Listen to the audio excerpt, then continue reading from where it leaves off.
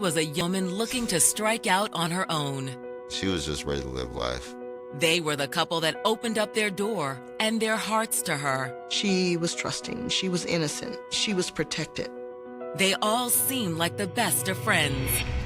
Until a startling discovery sparked a desperate search. They had no body, they had nothing. They just knew, here's blood on the parking lot floor.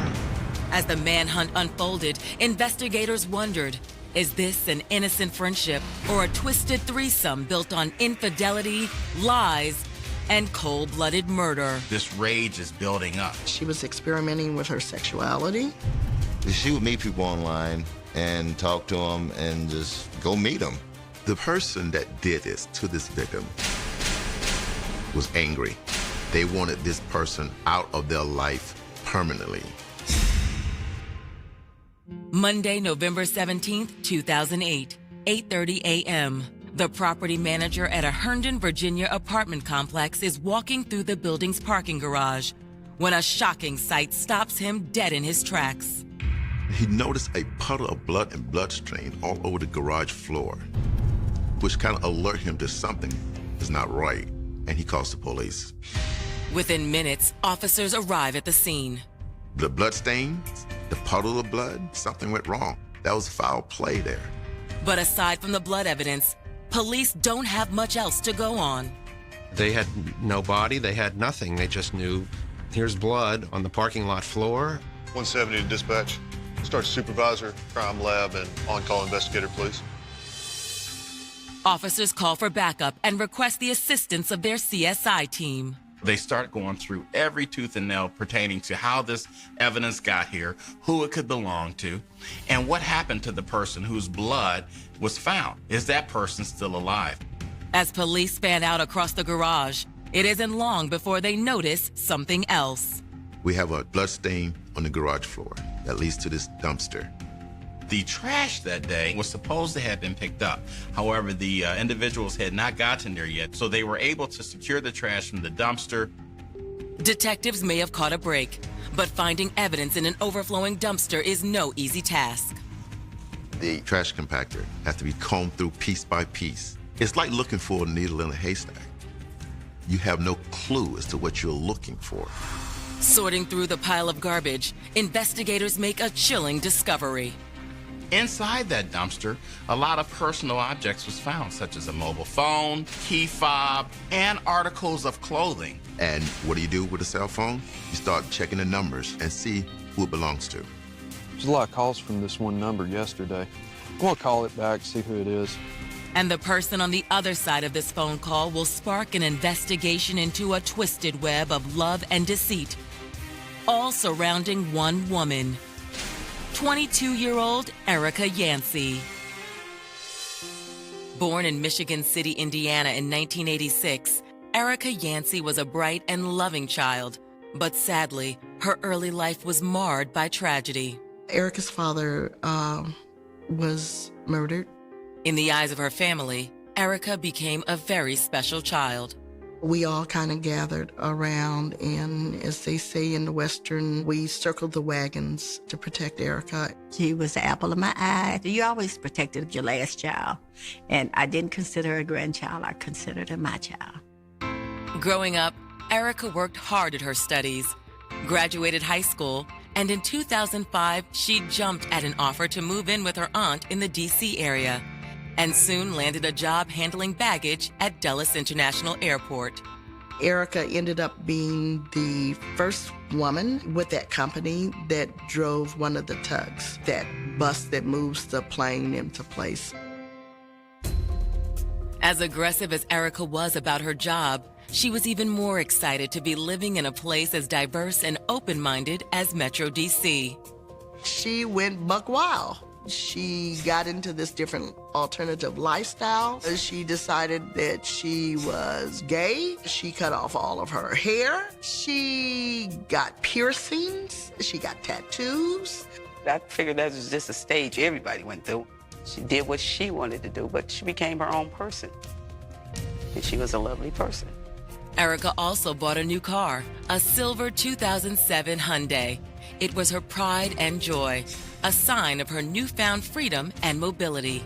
Once she got the car, you can see her just like a little bird getting her wings and just ready to do things. Erica also started surfing the net, meeting new friends and new love interests in online chat rooms. She would meet people online and talk to them and just go meet them. She informed us that she had met a friend that lived in New York. And my sister Paige and I found out about it, and we told her, over our dead bodies, are you going? And of course, she went. During the trip, Erica found a new lover and a new responsibility. I found out that Erica, like the young lady that she met in New York, we found out that Erica was sending her money because she had kids. She wanted to help those people that had less than she did. It wouldn't be the only young woman that Erica fell for online. While Erica was seeing the young woman in New York, she met Ellen Parker. Erica and Ellen met on an online site, and in the course of chatting online, they discovered that they worked very near to each other. But unlike her previous online connection, Erica and Ellen's relationship wasn't physical. Ellen was heterosexual and was living with her boyfriend, Marcus Williams, with whom she had a lovely child. Ellen Phillips and Marcus Williams were an item. They had an apartment together. Pregnant with their second child, Ellen and Marcus had their share of problems, from a lack of quality childcare to occasional cash flow issues. But ever the giving soul, Erica was glad to help out any way possible, which allowed her to do a good deed while strengthening her relationship with Ellen. I can remember telling her, Erica, that's not something that you really want to get involved in. But because she was such a caring person, she got involved. In fact, Ellen and Erica grew so close that when Ellen gave birth, Erica was right by her side at the hospital. She called it her baby. So, my mom sent you a picture of my baby when you get a baby. Then she said, no, it's my friend's baby. In September 2008, Ellen, Marcus, and their 2 children moved into a cozy 3-bedroom apartment near the airport. Soon after that, they invited Erica to come live with them. And though her biological family had no idea what to make of Erica's living arrangement or her continued relationship with her lover in New York, the 22-year-old felt she was living the life of her dreams. She was off on her own for the first time and don't know whether to go blind or bark at the moon. But Erica Yancey's dream takes a deeply disturbing turn on November 17, 2008. It starts when investigators are called to an apartment complex in suburban D.C., the same apartment complex where Erica, Ellen, and Marcus recently moved in. They've been asked to investigate a bloody trail that leads from the parking garage to a nearby dumpster. Searching the dumpster, they find several personal items, including a cell phone. As CSIs continue their search, detectives review the phone's incoming call log. It seems someone had repeatedly called this phone the day before. Dialing the number, they connect with Jacqueline Goodall. Hi, this is Detective John with the police department. We found this phone near a crime scene and was trying to determine whose phone it was. A crime scene? My number came up on her phone. Jacqueline's surprised to hear an unfamiliar voice calling from this phone. It's registered to her favorite niece, 22-year-old Erica Yancey, who lives in the apartment complex where the phone was found. We didn't know where Erica was. We couldn't reach her. And I received a call. They found the cell phone. They found clothes that were bloody. And that's when he began to explain to me that they saw a lot of blood. A lot of blood? What do you mean a lot of blood? Ma'am, there's actually quite a bit. Is it so much blood that she might not be alive? It's a terrifying proposition, one that opens a floodgate of other possibilities. Is there a connection between the trail of blood and the personal items detectives found in the trash? Has Erica been the victim of a violent attack? If so, where is she now? While Erica's family holds out hope, Detectives race to answer these questions. But little do they know, the case is about to take a dark and deeply sinister turn. 22-year-old Erica Yancey discovered newfound freedom when she moved into an apartment in Herndon, Virginia, with her online acquaintance turned best friend, Ellen Parker, and Ellen's boyfriend, Marcus Williams. They connected with each other and realized that they had a lot in common. They basically worked in the same area, and the friendship struck up from there.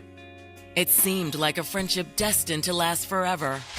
But on November 17th, 2008, Erica suddenly disappeared. And all that's left behind is a trail of blood in her parking garage, leading to a dumpster filled with her personal belongings. They find the blood. They want to search the trash to see if something's in there. They went in piece by piece, bag by bag, and collected whatever evidence. But then, of course, you got to separate the garbage from the evidence. And that is very hard to do. It's a process that also takes time, something investigators and Erica's family know is in very short supply. We didn't know where Erica was or how she was. I thought she was somewhere laying in a ditch someplace. Detectives are eager to interview Erica's roommates, Marcus Williams and his girlfriend, Ellen Parker. We'd like to ask you a couple of questions.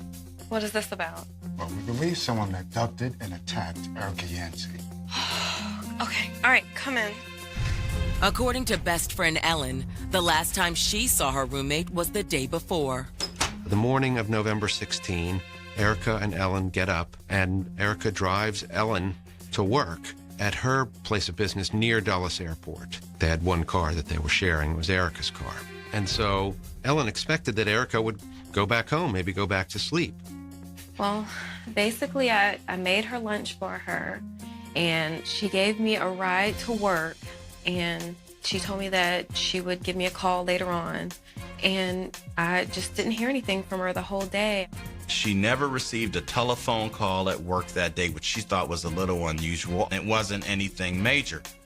But Ellen continued by saying that throughout the entire day, she never heard anything from Erica. Ellen says that following her shift, she had a coworker drive her home. Erica's car wasn't in the parking garage, which seemed a bit out of the ordinary. And when Ellen set foot inside the apartment, something else caught her eye. The first thing she recognized is that the lunch that she had made for Erica had not been eaten or touched.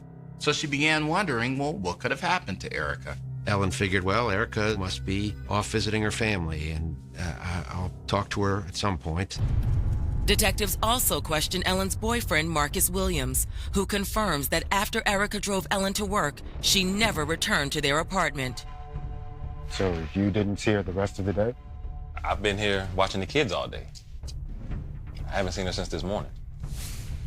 After a search of the residence, police find no sign of Erica, nor do they find signs of foul play. It appears the couple's version of events is accurate. So what happened to Erica, and where is she now? Maybe somebody had robbed her, or somebody had took her car, that she had fought him, that she had gotten hurt. I thought she was carjacked, yeah. I thought somebody was trying to rob her. That's not the only theory being floated. So she just started experimenting with her life. Maybe she met someone online, and that situation ended up being a terrible situation. As the investigation shifts into high gear, Erica's mother flies to Virginia from her home in Indiana. They were still looking for her. They had the newscast everywhere. I was on the news telling them just to let her come home. But just days after the televised plea, officers make a huge discovery. An officer observed a car fit in the description of the missing car.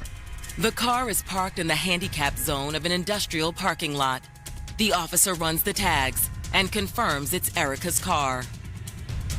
Investigators looked inside the car and noticed there was a body partially covered in the back seat. Erica is lying in the back seat on the floor. For Erica's family, it's a gut-wrenching turn of events. Calling my mom was the hardest thing that I've ever done. because Erica was her baby.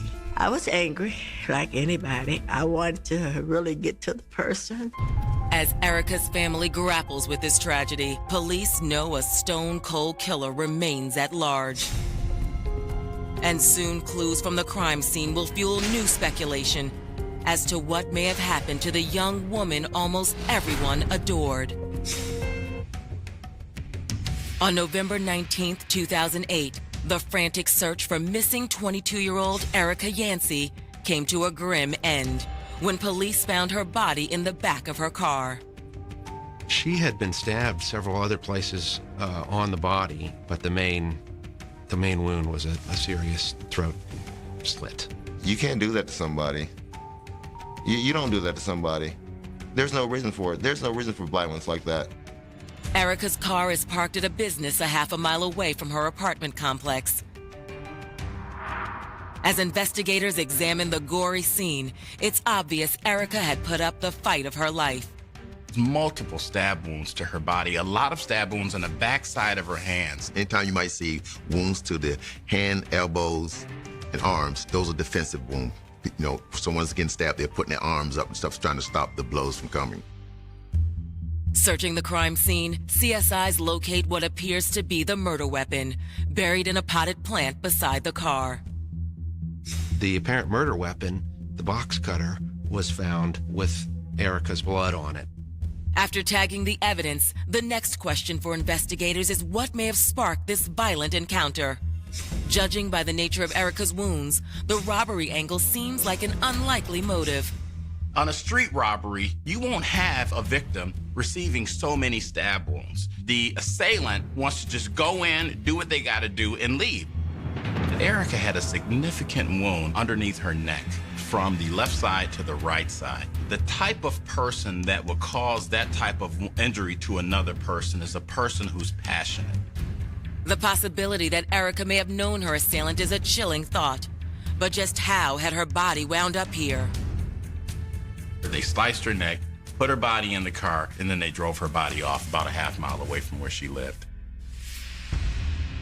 Detectives decide it's time to take a closer look at Erica's personal relationships.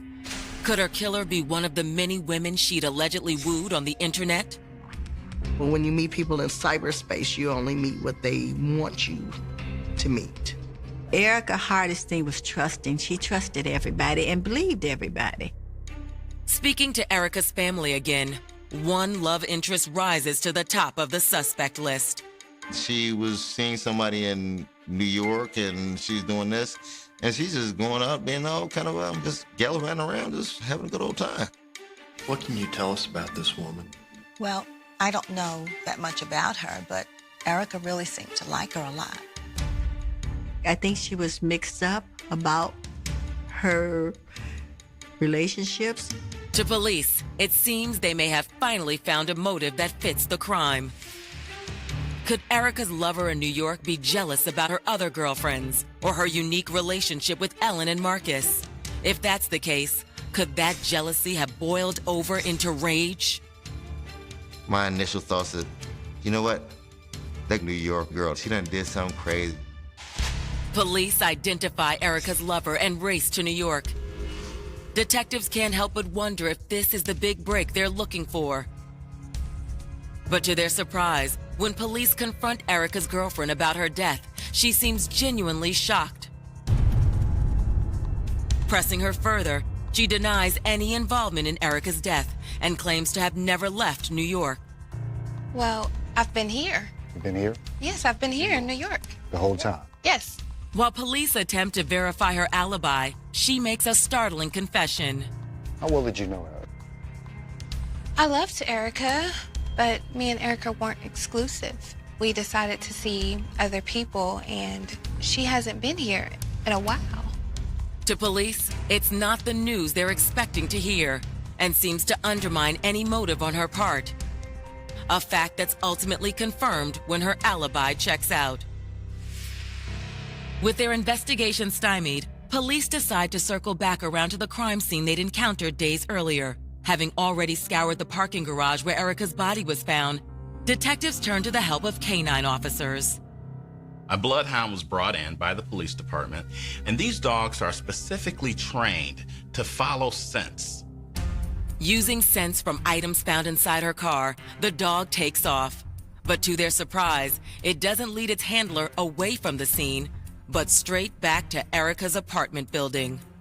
The Fairfax County dog was able to follow the trail of blood from the parking spot through the parking lot to the door to the apartment complex, but loses the scent. But why would Erica's killer return to the original crime scene? Only residents typically can get in and out of the building, and that leads police to believe this person is likely a resident of this building. Could someone in Erica's own complex really be behind this terrible crime? As police dig deeper, they discover a shocking new clue, along with a lover who's harboring a very deep secret. 22-year-old Erica Yancey believed she had the world at her fingertips. A baggage handler for Delta Airlines, she had a great job, a second family, and a lover in New York. She was just ready to live life. But that life came to a terrible end when police found Erica savagely stabbed to death in the back seat of her new car. The person that did this to this victim was angry, was more like in a jealous rage. They wanted this person out of their life permanently. At first, investigators suspect Erica's girlfriend in New York might have murdered her out of jealousy. But the woman has an airtight alibi. With the assailant still at large, investigators turn their attention back to Erica's vehicle, where a bloodhound provides them with one very curious clue. The dog starts at where Erica's body is found with the car and traces the trail back to the apartment complex. This seems like someone who's very familiar with this building is involved in this. But who? With more than 200 units in the sprawling apartment complex, detectives know they have their work cut out for them.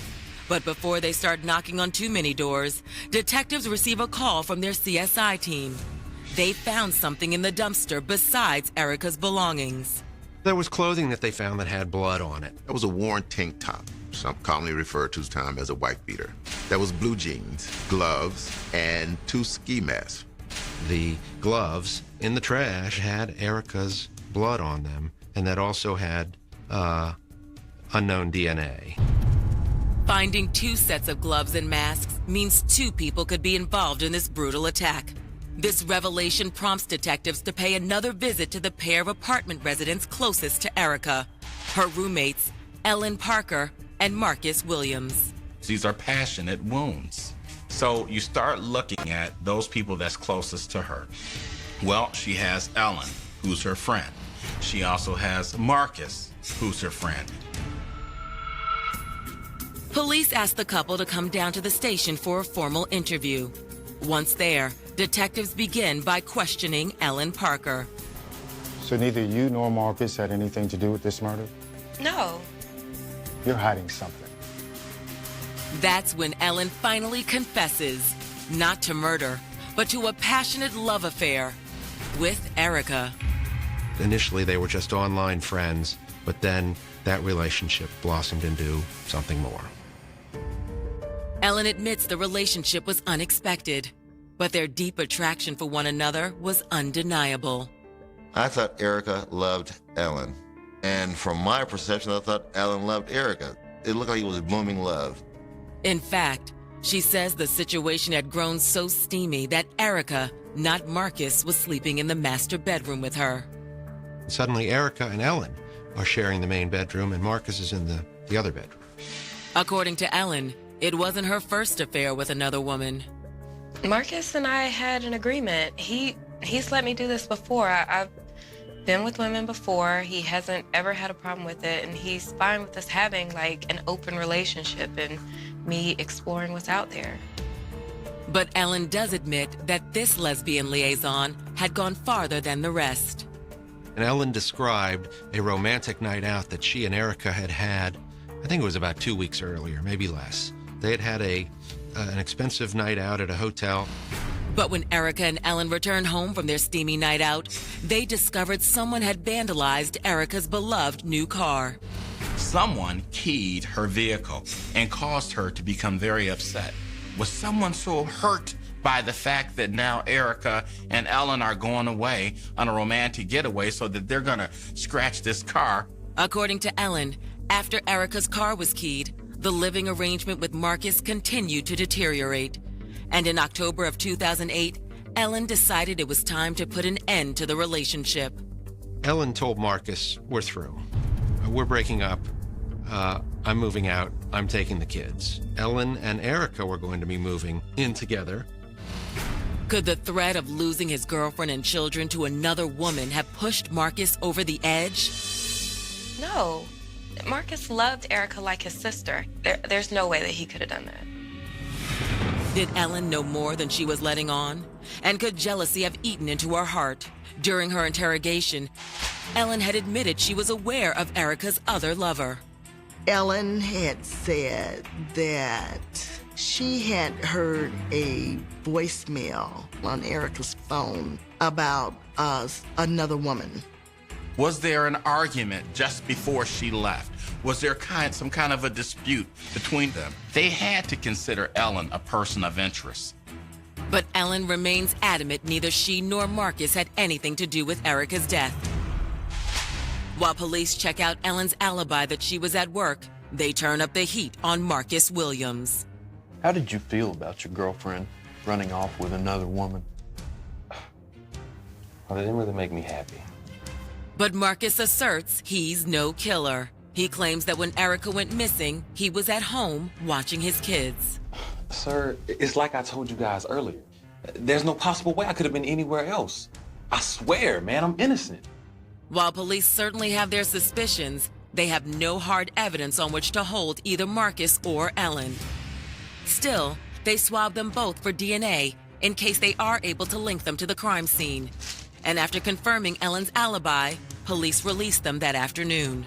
Ellen was at work, and that was quickly substantiated by the police. She was at work that morning. The police are definitely keeping an eye on Marcus, and they had, at this point, interviewed him extensively. They've taken his DNA, and they know where he is.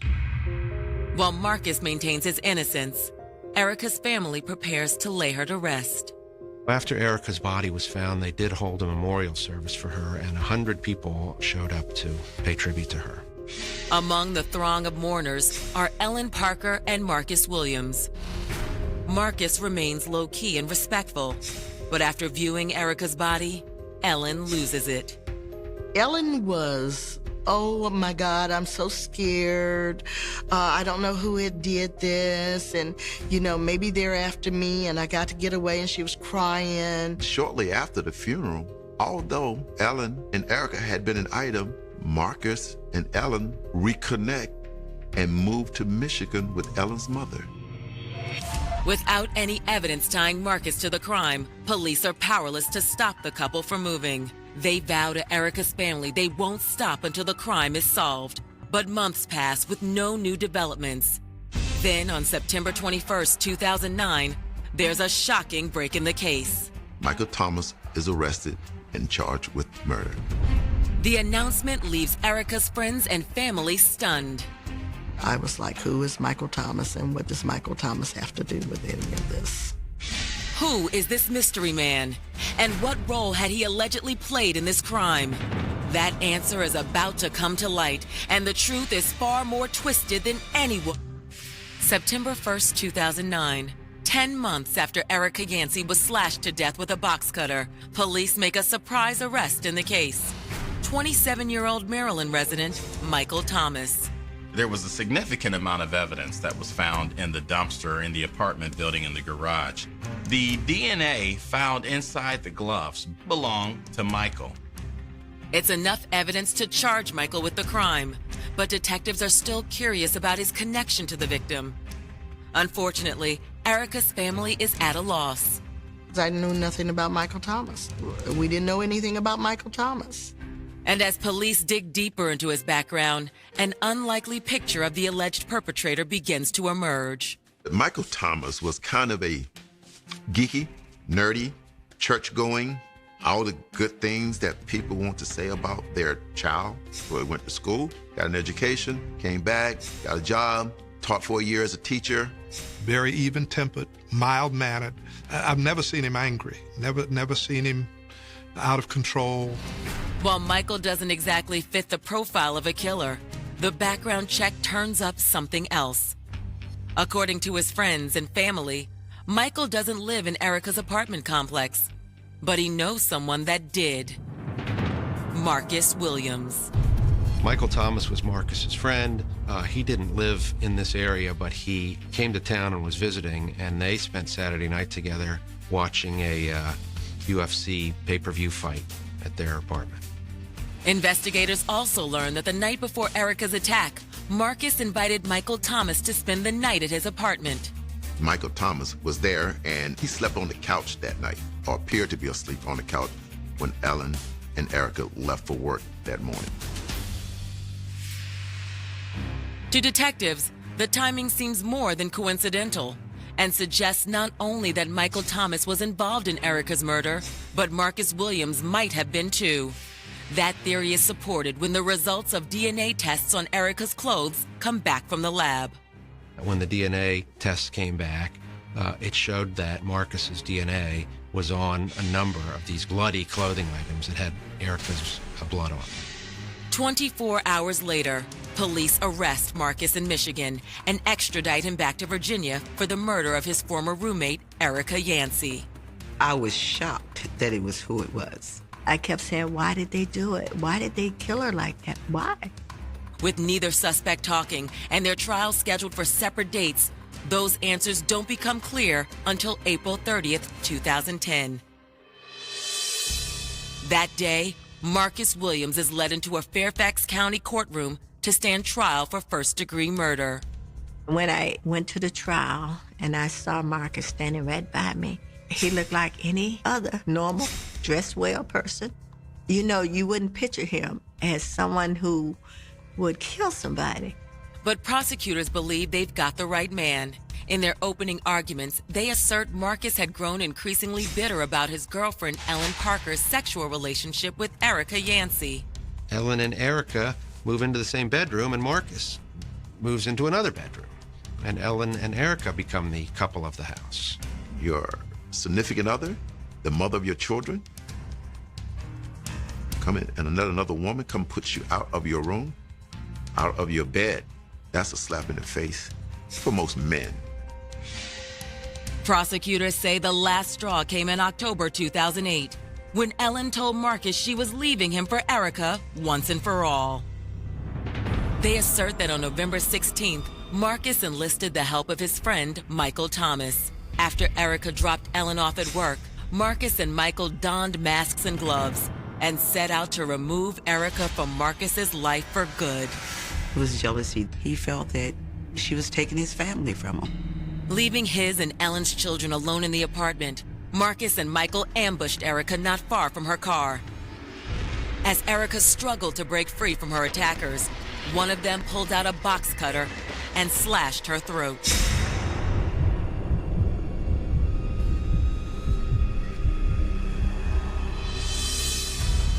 They killed her, put her body in the car, threw all of the evidence in the local dumpster.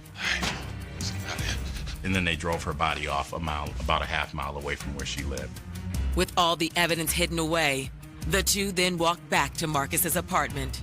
Marcus wanted Erica out of there because he had been, kicked to the curb by Ellen. So the motive presumably was to get Erica out of the picture and so that Marcus could reunite this family. To bolster that theory, prosecutors highlight the slew of physical evidence that points to Marcus's guilt. The state's DNA findings, the scent trail leading back to the apartment, and last but not least, a surprise piece of evidence some intrepid CSIs found in the parking garage not far from the pool of blood. But they found a lot of bleach. And to investigators, when you find bleach on a crime scene like that, you know someone there has been trying to clean up or get rid of evidence. It had to be somebody in the building because of the bleach. One would have to reasonably conclude Marcus had to have been the person who committed this horrible act. But Marcus's defense team argues otherwise. highlighting the lack of eyewitnesses or any surveillance footage tying him to Erica's murder. To bolster that assertion, they call Erica's former lover, Ellen Parker, to the stand. Ellen said, I don't think Marcus could have done this. Marcus isn't like that. Erica and Marcus got along very well, and pointed out that after the homicide, Ellen and Marcus got back together and lived together with their children again. For Erica's friends and family listening in the courtroom, the testimony, along with Ellen's decision to stand by Marcus, strikes as the ultimate betrayal. I think Ellen used Erica. I think that Erica to Ellen was just a meal ticket that she could manipulate. She was young and dumb, and this was somebody that she could just use. While Ellen's testimony seems to undermine the state's case, defense attorneys still have one major hurdle to overcome: Marcus's DNA found on the bloody clothing. But his attorneys believe they can explain away that evidence. Erica sometimes wore men's clothes, and she sometimes wore Marcus's clothes, which is why the defense said Marcus's DNA would be on clothing worn by Erica, including the bloody clothing. The defense has made a powerful argument, but after 6 days of grueling testimony, is it enough to sway the jury? The answer to that question is about to send a jolt right through the courtroom. For us, it was not a matter of whether or not he was guilty. It was whether or not the jury was going to find him guilty. In a Fairfax County courtroom, prosecutors have argued that with the help of his friend, Michael Thomas, a jealous Marcus Williams killed his ex-girlfriend's lesbian lover, Erica Yancey, in an effort to get his family back together. In his mind at the time, that was the only way he could get away with Ellen, is to get rid of Erica. Prosecutors claim DNA evidence found on bloody clothing implicates both Marcus and Michael in the twisted crime. It's a contention Marcus's defense team has fought hard to dispute throughout the trial. The defense lawyers for Marcus pointed out that they all lived together, so they're just by being in the same house and doing the laundry, the DNA could have mixed. It's certainly a plausible theory, but will the jury buy it? On May 5th, 2010, after hours of deliberation, they return with Marcus's verdict: guilty. The range for murder one is 20 years to life in Virginia, and they gave him the minimum, 20 years. Felt great when they said 20 years. Wish it would have been more. Less than 2 weeks later, on May 17th, 2010, alleged co-conspirator Michael Thomas's murder trial gets underway. Michael's friends and family still can't believe the charges levied against this seemingly straight-laced, even-tempered young man. Just seems so out of character. This was just the last thing on earth that you would ever have thought about Michael Thomas. But once the trial's underway, there's no refuting the physical evidence squarely placing Michael at the scene. Why would his DNA be on the inside of a glove that has blood on it? Unless he had those gloves on at one time. The jury agrees, and on June 1st, they hand down a similar verdict and sentence to the one imposed on Marcus Williams: 20 years in prison. They really should have stayed in jail for the rest of their life. Erica can't come home, and neither should they. But in a case where so much pain still lingers, many wonder if this heartache could have been avoided if Marcus hadn't let his jealousy get the best of him. The cold bite of a mile-high winter has a way of preservation, freezing time, freezing motion, and freezing secrets deep beneath the granite peaks. But nothing could prepare Colorado for the toxic thaw that began in the sterile, metered silence of a hospice room where a dying man's final breaths unraveled a 35-year-old deception. Imagine trusting the very hand that holds the badge, the ultimate guardian of the city's peace, while that same hand is silently bearing the evidence of an unspeakable horror beneath the floorboards of municipal power. In December 1991, the neon-lit avenues of downtown Denver were choked with holiday slush when 19-year-old university student Angela Vance vanished from a subterranean parking garage leaving behind nothing but a shattered driver's side window, a pools of melting snow, and a single, black leather glove dropped near the concrete ramp. The initial alarm bypassed the headlines, swallowed by the bureaucratic friction of a department that insisted she was simply a runaway, a young girl fleeing the claustrophobia of her conservative upbringing, but her family knew the marrow-deep terror of an immediate vacuum, a sudden fracture in reality that no routine police brush-off could explain. As the days bled into weeks, the silence from the Denver Police Department grew increasingly deafening, a wall of administrative indifference that systematically ground down the family's desperate search parties and left volunteers wandering through the freezing arroyos of Cherry Creek with nothing but fading flyers and a growing sense of betrayal.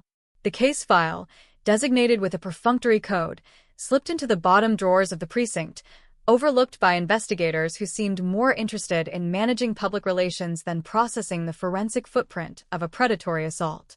Year after year, the mystery hardened into an immovable urban myth, a shadow that hung over the city's rapid expansion, a cold case spoken of in low, guarded whispers by retired reporters who sensed that the rot didn't stop at the perimeter of the crime scene but reached straight into the wood-paneled offices of the executive ranks. The structural freeze lasted for decades, transforming Denver from a gritty, mid-sized western hub into a glittering, high-tech metropolis. Yet beneath the shiny surface of the new high-rises lay the unexamined debris of 1991, an unresolved ghost that refused to be paved over by real estate booms. The Vance home became a static museum of that December night.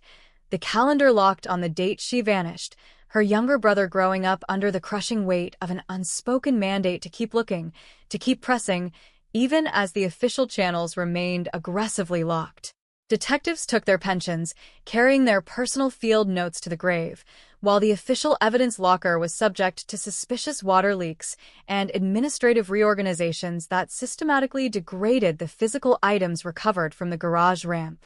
Every lead that pointed toward an internal suspect was routed into a dead-end filing category, filed under anonymous speculation, and left to rot until the entire investigation became a masterclass in institutional stonewalling. But the finality of death has a unique way of breaking the most airtight non-disclosure agreements, a biological reckoning that arrived when former police chief Harrison Vance, no relation to the victim, but the absolute ruler of the department during the original investigation, faced his terminal diagnosis.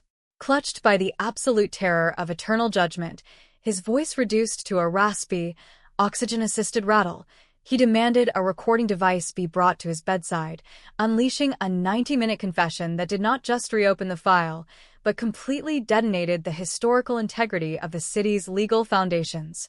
The dying chief's voiceover moved with a terrifying, clinical precision, stripping away the polished, heroic legacy he had spent half a lifetime manufacturing in front of press conference microphones. He confessed that on the night of December 14, 1991, he didn't just coordinate the police response, he actively orchestrated the total erasure of the primary suspect's identity because the man behind the shattered window was his own son, a high-ranking patrol officer with a history of unchecked domestic violence and predatory stalking. The tape described how the chief personally drove to the suburban garage before the first squad car arrived, retrieving his son's dropped service weapon, sweeping the broken glass into the drainage grates, and ordering the surveillance tapes from the building's security booth to be magnet-stripped and incinerated in the precinct basement. The revelation hit the current cold case task force like an explosive device, a sudden, violent realignment of 35 years of deliberate misdirection that forced a new generation of internal affairs investigators to launch a midnight raid on the department's own deep storage vaults. They recovered the hidden personal journals of the deceased chief, documents wrapped in plastic and buried within a private safe deposit box, containing the exact coordinates of a shallow grave dug into the frozen mud beneath an abandoned water treatment facility near the foothills of Golden, Colorado. The excavation began under the cover of darkness, tactical floodlights cutting through the mountain mist as forensic anthropologists peeled back layers of contaminated soil, their shovels striking the skeletal remains of Angela Vance, still wearing the heavy winter coat she had purchased for the 1991 holidays. The physical evidence had survived the decades of dirt, preserved by the dry, high-altitude Earth, providing the modern forensic units with the exact biological material needed to run high-density DNA sequencing that bypassed the corrupted police lockers entirely. Within 72 hours, the lab returned a match that pulled the case out of the historical archives and placed it squarely at the doorstep of 61-year-old Robert Vance, the chief's son, who is currently living a quiet, well-funded retirement in the affluent suburbs of Colorado Springs. The arrest was executed with terrifying, military-grade speed, SWAT units breaching his perimeter before sunrise, catching the former golden boy of the department in his pristine kitchen, his face dropping its practiced composure to reveal the raw, ancient panic of a hunter who had finally become the prey. The images of his transport, a gray-haired man in handcuffs being led into the back of an unmarked vehicle by the very agency he had used as a shield, sent shockwaves through the legal system, forcing a total collapse of public trust as citizens realized the city's top cop had spent 35 years acting as the custodian of his son's body count. The interrogation phase was an intense, psychological battle that played out across a steel table in an internal affairs facility, the suspect maintaining a cold, rigid wall of institutional arrogance, relying on the old patterns of procedural privilege that had protected him since his youth.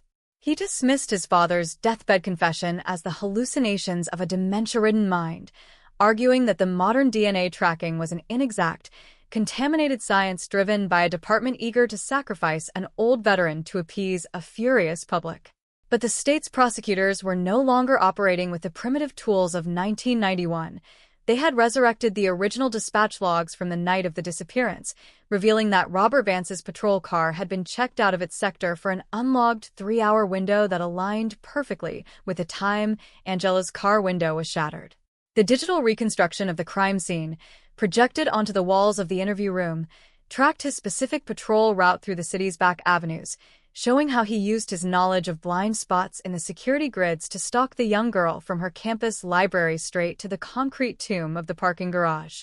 As the indictment papers were finalized, the structural rot within the historical department became a sprawling, multi-agency investigation, with federal prosecutors stepping in to audit every single major homicide file handled during Chief Vance's tenure from 1988 to 1995. The city found itself trapped in a state of collective, historical paranoia, as families of other unresolved victims began to demand their own files be pulled from the precinct vaults, wondering if their loved ones had also been traded away to protect the sons, brothers, and allies of the uniform. The courthouse plaza became a daily battlefield of media trucks, legal strategists, and furious civilian groups whose chants for total institutional transparency rattled the glass windows of the municipal complex. The Vance family, having survived 3 decades of enforced silence and systemic gaslighting, stood at the center of this storm with a quiet, devastating dignity, their presence a constant reminder that the truth is not an administrative variable that can be managed by a press release, but a permanent, unstoppable current that will eventually break through the thickest concrete. The trial of State versus Robert Vance, which commenced in the spring of 2026, became the most highly scrutinized judicial proceeding in the history of Colorado, a direct, unfiltered confrontation between the institutional power of a corrupt legacy and the cold, unyielding mechanics of modern, independent forensics. The prosecution opened their case not with a display of charts or numbers, but by playing the raw, unedited audio of the father's deathbed confession through the courtroom speakers, a sound that filled the room with the dry, gasping rattle of a dying man casting his own flesh and blood into the hands of the law.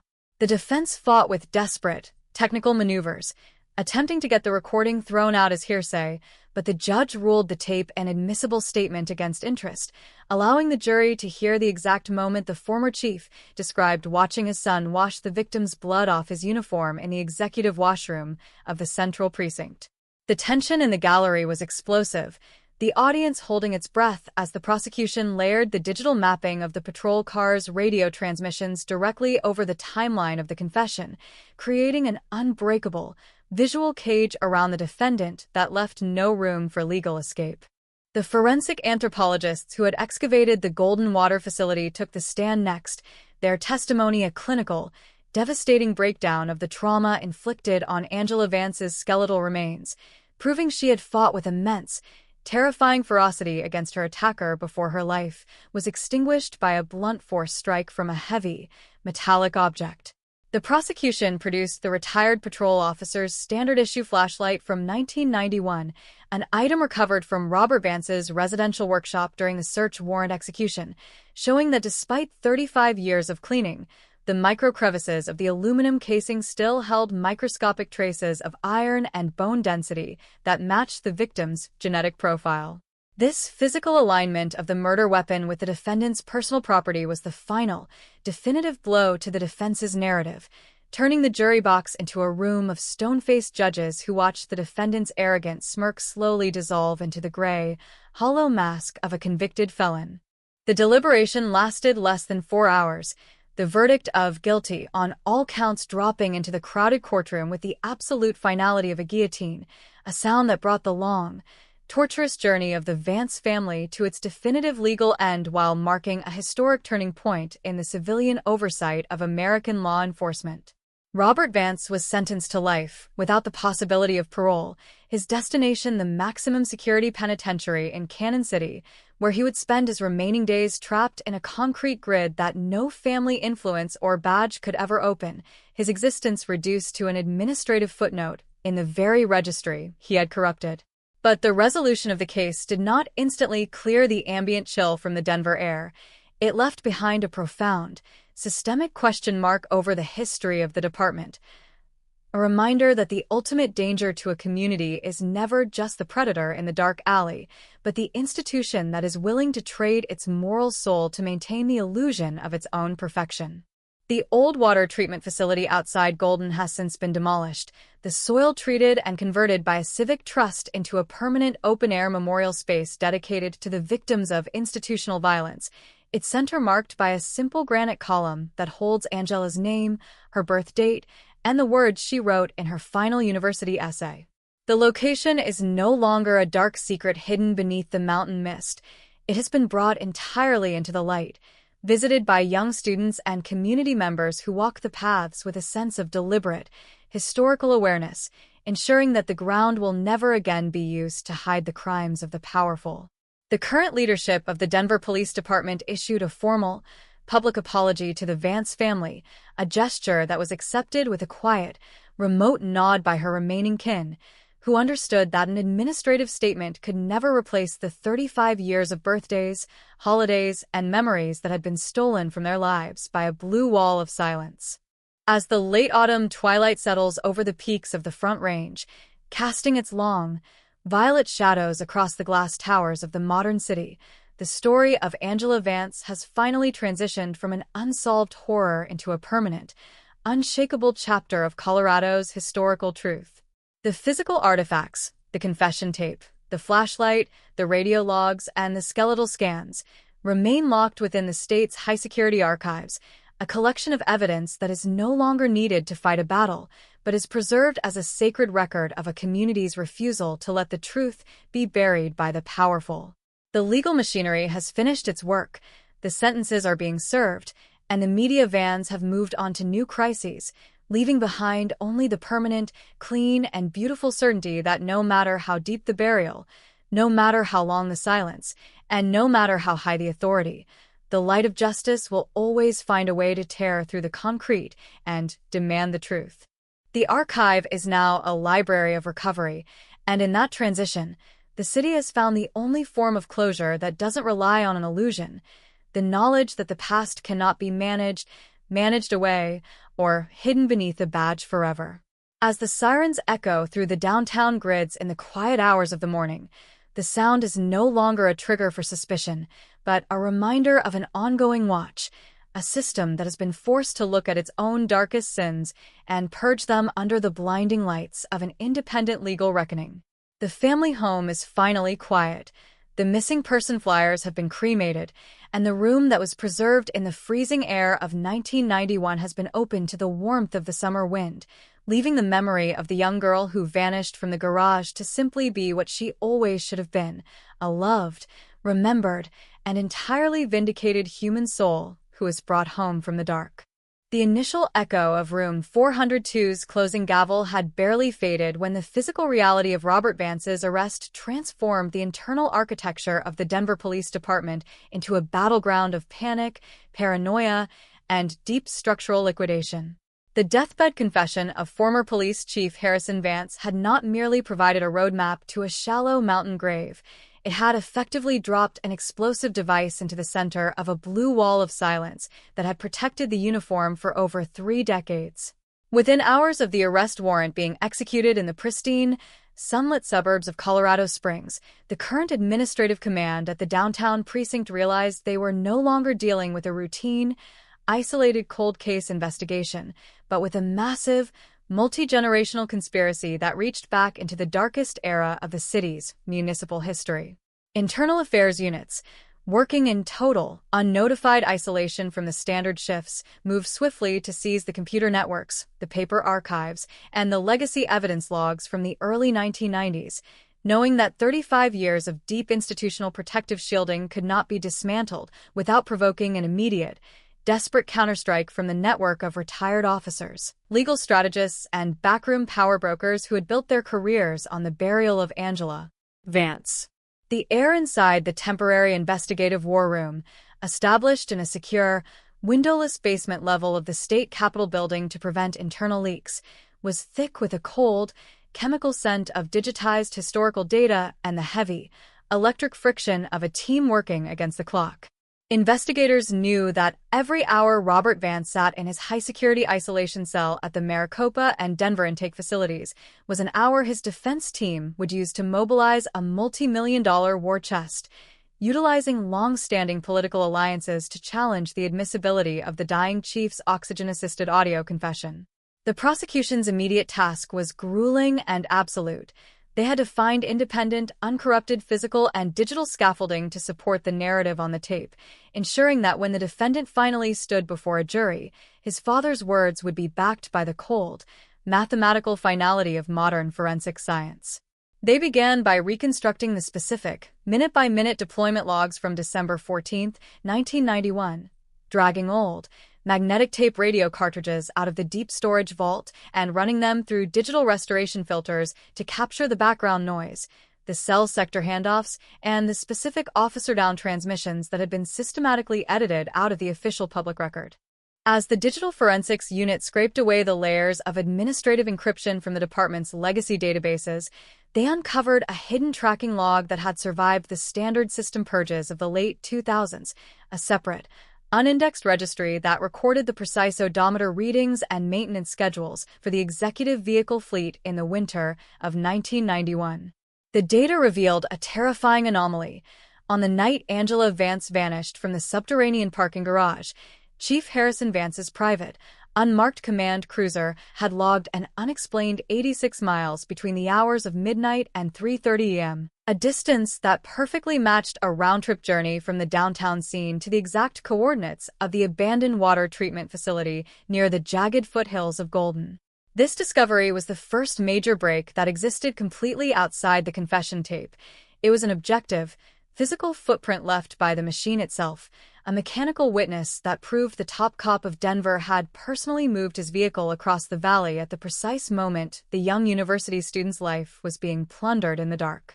Simultaneously, the active field units tracking Robert Vance's historical personal property executed a high-intensity, unannounced search warrant on a commercial storage locker in Lakewood, Colorado, rented under an assumed corporate name that the former patrol officer had maintained since his early retirement in 1995.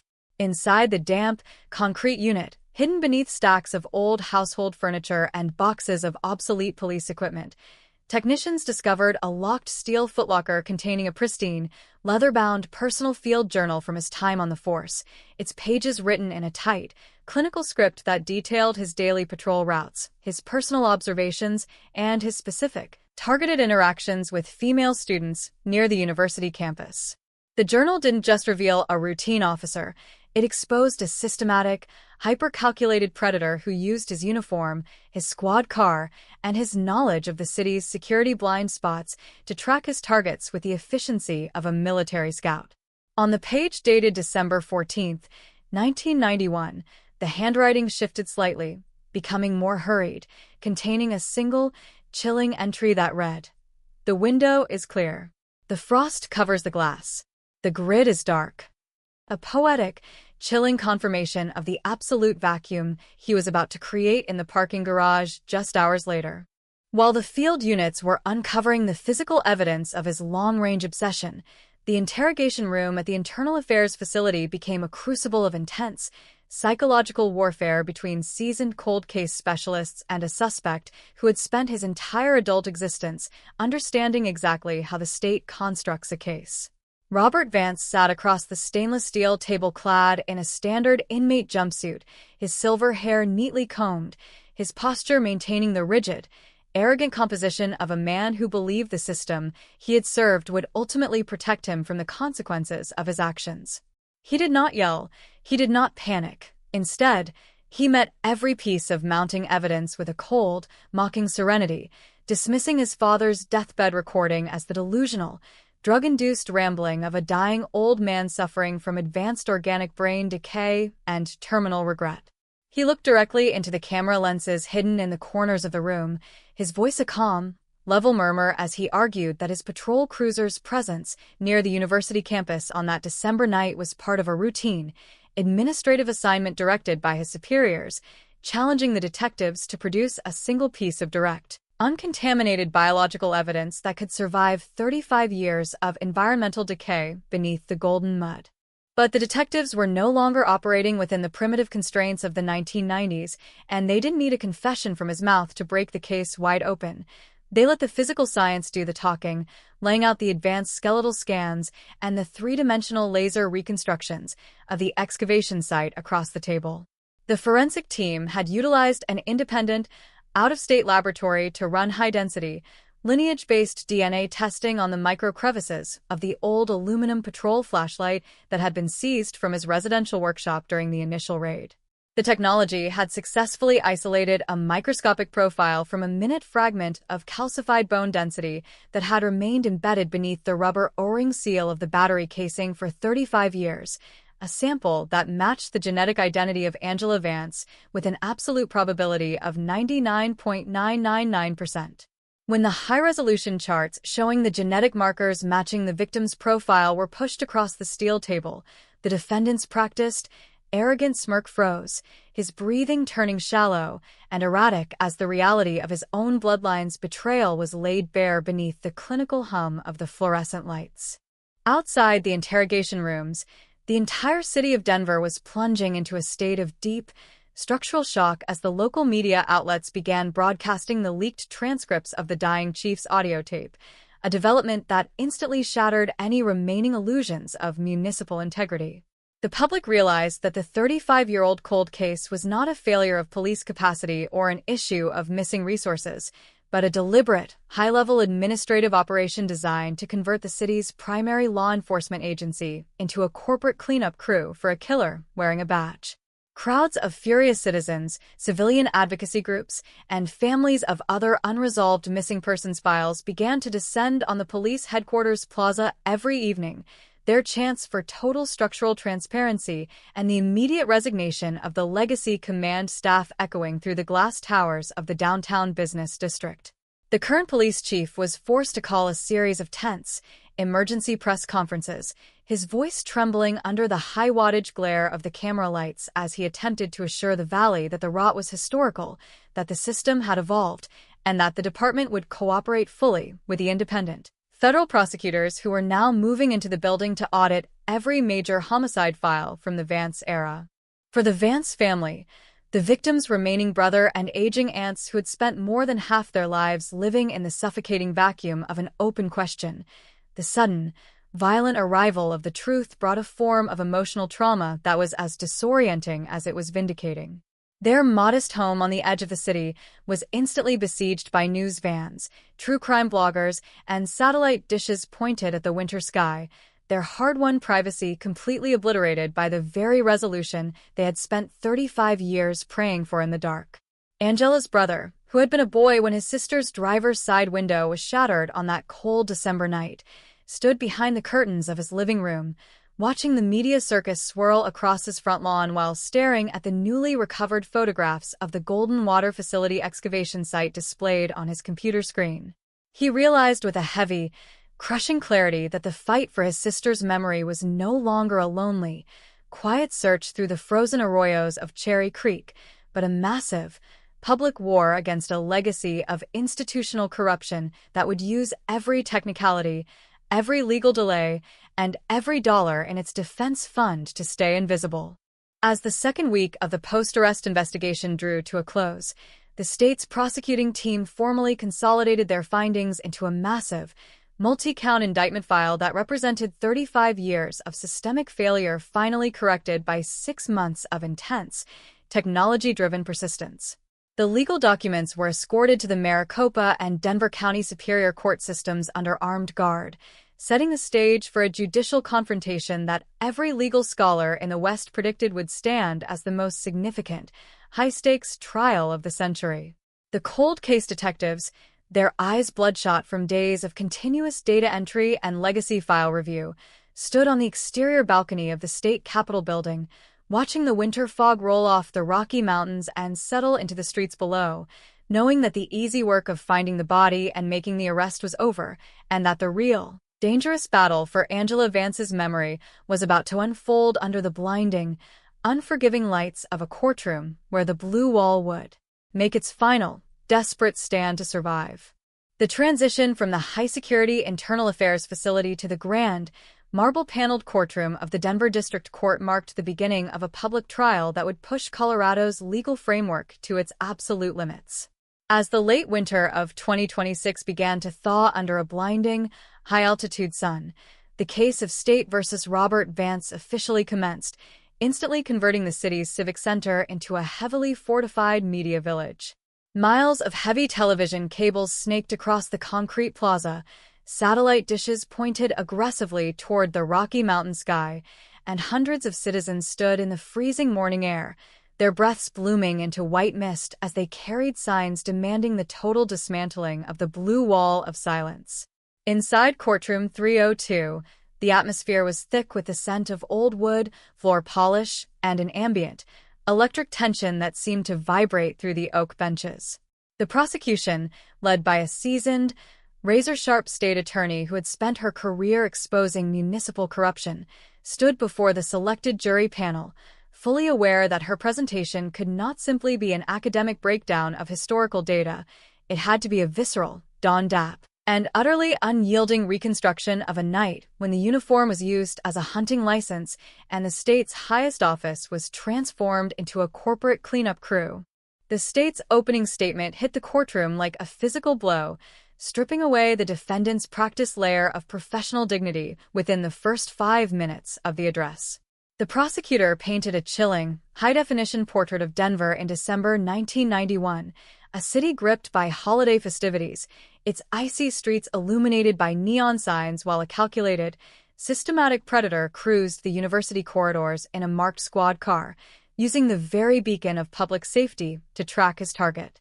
She detailed the precise movements of 19-year-old Angela Vance on that fateful night, tracking her from the warmth of the campus library to the cold, concrete isolation of the subterranean parking garage where her driver's side window was violently shattered.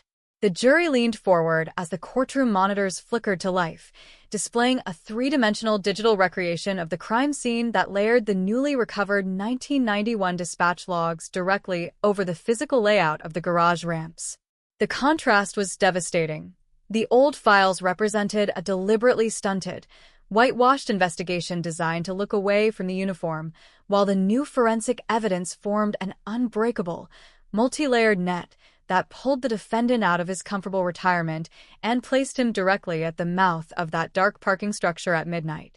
The defense countered with an aggressive, high-decibel opening strategy that sought to exploit the deep, cultural fractures of the community, framing the entire prosecution as a modern-day witch hunt fueled by digital hysteria, media sensationalism, and a dying man's dementiatal delusions. Robert Vance's lead attorney, a high-profile criminal defender known for his brutal, scorched-earth cross-examinations, argued that the deathbed audio recording of former police chief Harrison Vance was the unauthenticated product of terminal organic brain decay, terminal medication, and a father's long-standing personal estrangement from his son. He insisted that the historical cellular and radio logs were an inexact, primitive science, challenging the state to prove that the patrol car's unlogged 3-hour window wasn't the result of a routine, off-book administrative assignment directed by a command structure that was no longer alive to testify. The defendant sat entirely motionless during this initial legal warfare, his posture rigid and composed, his silver hair catching the sharp light of the courtroom chandeliers as he fixed the jury box with a cold, authoritative gaze that carried the lingering arrogance of his days on the force. The first week of testimony was a grueling, technical march through the digital and physical debris of 1991, as the prosecution called its foundational forensic and internal affairs analysts to the stand to validate the evidence that had shattered 35 years of silence.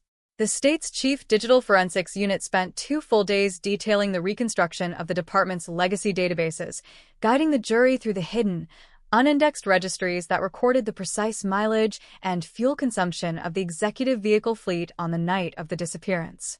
The prosecution introduced a sequence of high-resolution graphic overlays that showed Chief Harrison Vance's unmarked command cruiser logging 86 unexplained miles between midnight and 3:30 a.m., a mechanical footprint that tracked a direct, round-trip route from the downtown scene straight to the exact coordinates of the abandoned water treatment facility near the foothills of Golden. This wasn't a narrative built on rumor. It was the cold, mathematical testimony of the machine itself, a mechanical witness that proved the top cop of Denver had personally moved across the valley at the precise moment a young girl's life was being plundered in the dark mud. The emotional peak of the trial's initial phase arrived midweek when the state introduced the physical evidence recovered from the commercial storage locker in Lakewood, the locked steel footlocker containing Robert Vance's personal, leather-bound field journals from his time on the patrol shifts. The prosecutor stood before the podium, her voice dropped to a level, piercing cadence as she read the entry dated December 14, 1991, into the record, the courtroom falling into a suffocating silence as the defendant's own clinical script echoed through the microphones. The window is clear. The frost covers the glass. The grid is dark. This poetic, chilling confirmation of the absolute vacuum he was about to create turned the jury box into a row of stone-faced judges, their eyes shifting from the monitors to the defense table where the suspect's hands began to tighten perceptibly against his legal pads. The defense attempted to launch a vicious cross-examination to frame the journals as creative, non-fictional writing exercises used by the officer to cope with the high-stress environment of inner-city policing, but the raw, chronological alignment of the entries with a string of unsolved stalking complaints near the campus rendered their technical arguments entirely hollow. The state then shifted its focus from the psychological profile of the hunter to the clinical, devastating reality of the recovery site, calling the forensic anthropologists who had overseen the midnight excavation of the Golden Water Treatment Facility. The gallery held its breath as high-resolution images of the dry, high-altitude earth were projected onto the screens, showing the skeletal remains of Angela Vance exactly as she had been found beneath the layers of contaminated soil, still wearing the heavy winter coat she had purchased for the holiday season. The lead scientist testified with a cold, terrifying precision regarding the trauma metrics evident on the skull, proving that the young student had fought with immense, desperate ferocity against her attacker before her life was extinguished by a series of blunt force strikes from a heavy, cylindrical metallic object. When the prosecution produced the defendant's standard issue 1991 aluminum patrol flashlight, recovered from his residential workshop and glowing on the screen with 3-dimensional laser scans, the analyst explained how modern, lineage-based DNA sequencing had isolated a microscopic profile from a minute fragment of calcified bone density trapped beneath the rubber O-ring seal of the battery casing, a genetic match to Angela Vance that carried a probability metric of 99.999%. As the second week of the trial drew to an explosive close, the prosecution prepared to introduce the most legally contested and highly anticipated piece of evidence in the entire proceeding, the 90-minute deathbed confession tape itself. Over the continuous, furious objections of the defense team, who argued that playing the recording violated the Confrontation Clause of the Constitution because the deceased chief could not be cross-examined. The judge ruled the audio fully admissible as a dying declaration and a statement against penal interest. The lights in courtroom 302 were dimmed, the only illumination coming from the blue glow of the digital audio player on the state's monitors, and then the room was filled with the dry, gasping, oxygen-assisted rattle of Harrison Vance's final hours. The sound was haunting, a voice from the grave that stripped away 35 years of municipal myth-making in a matter of minutes, detailing exactly how he had personally swept the shattered glass into the drainage grates, incinerated the garage security tapes in the precinct basement, and ordered the entire department to look away from his son's bloody uniform. The impact of the tape was immediate and total, a psychological turning point that transformed the atmosphere of the courthouse from a standard legal dispute into an absolute institutional reckoning. Members of the gallery wept openly, while the jurors sat entirely frozen, their heads turned toward the speaker system as the dying chief recounted his son's cold, unrepentant demeanor in the executive washroom on the night of the murder, describing a boy who had looked into his father's eyes and stated that the girl had simply refused to learn her place. The defendant's face, which had maintained an iron wall of institutional arrogance since the first day of jury selection, finally began to fracture beneath the weight of his own father's betrayal, his jaw tightening and his eyes fixing on the floor as the rich, raspy baritone of the old chief labeled him a monster who had stained the badge for eternity. When the defense finally opened its case, the presentation felt remarkably small, increasingly detached from the massive, multi-layered net of digital mileage logs, genetic flashlight scans, and deathbed recordings that the state had meticulously built across 2 weeks of testimony. They called a succession of retired command staff, former political allies, and high-ranking members of the Legacy Police Union to testify to Robert Vance's exceptional record of service, his commendations for bravery, and his status as a decorated veteran of the department's elite units. But these character references sounded empty, like hollow echoes from an era of unchecked authority that the city was currently trying to purge from its system, their relevance completely neutralized by the display of Angela Vance's skeletal profile that remained frozen on the secondary prosecution screens. The jury's focus remained locked on the single, black leather glove displayed in an evidence casing near the podium, the silent, physical anchor of a 19-year-old girl who had been traded away by the powerful to maintain the illusion of municipal perfection. In her final closing rebuttal, the state attorney stood before the jury box without her notes, her eyes fixed directly on the panel as she delivered a Don Dap, high-intensity summation that brought the 35-year journey of the Vance family to its ultimate moral apex.